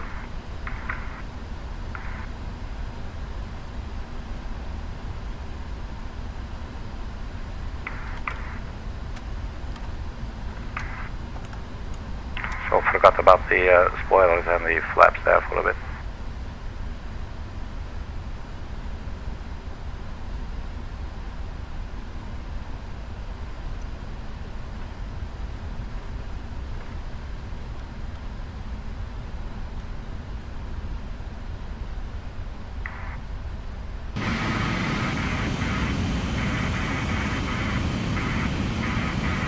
So that's where all the fun is, to the left of us.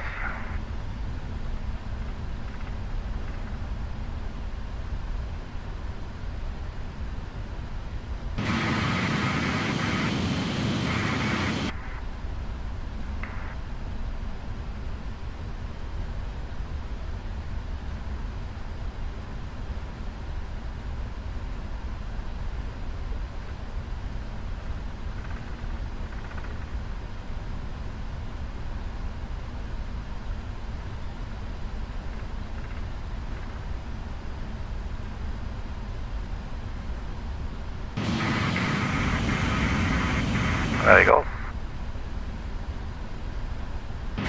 And now where do we park, man? This doesn't look suitable for the big airplanes, I guess.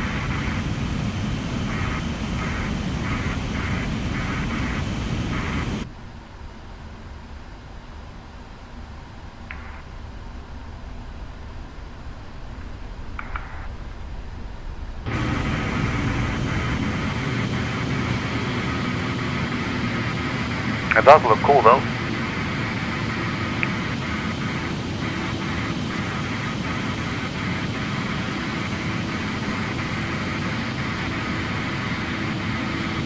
But we'll just take the exit here to the left, or the parking, if you will.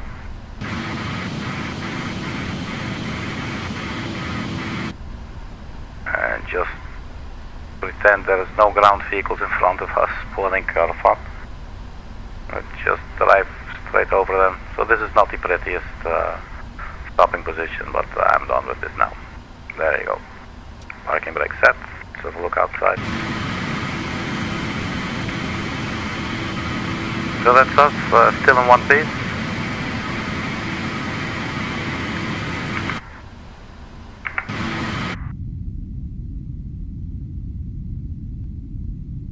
Alright, that's it, man. Once again, welcome to Paris. Don't get lost. Thank you very much for checking, everybody. Hope you liked it. I certainly had fun flying this aircraft. It was fun to see the Eiffel Tower, the fake Eiffel Tower on my TV screen. But it was cute nonetheless. Thank you very much for checking, and I will see you with the next video. Bye bye.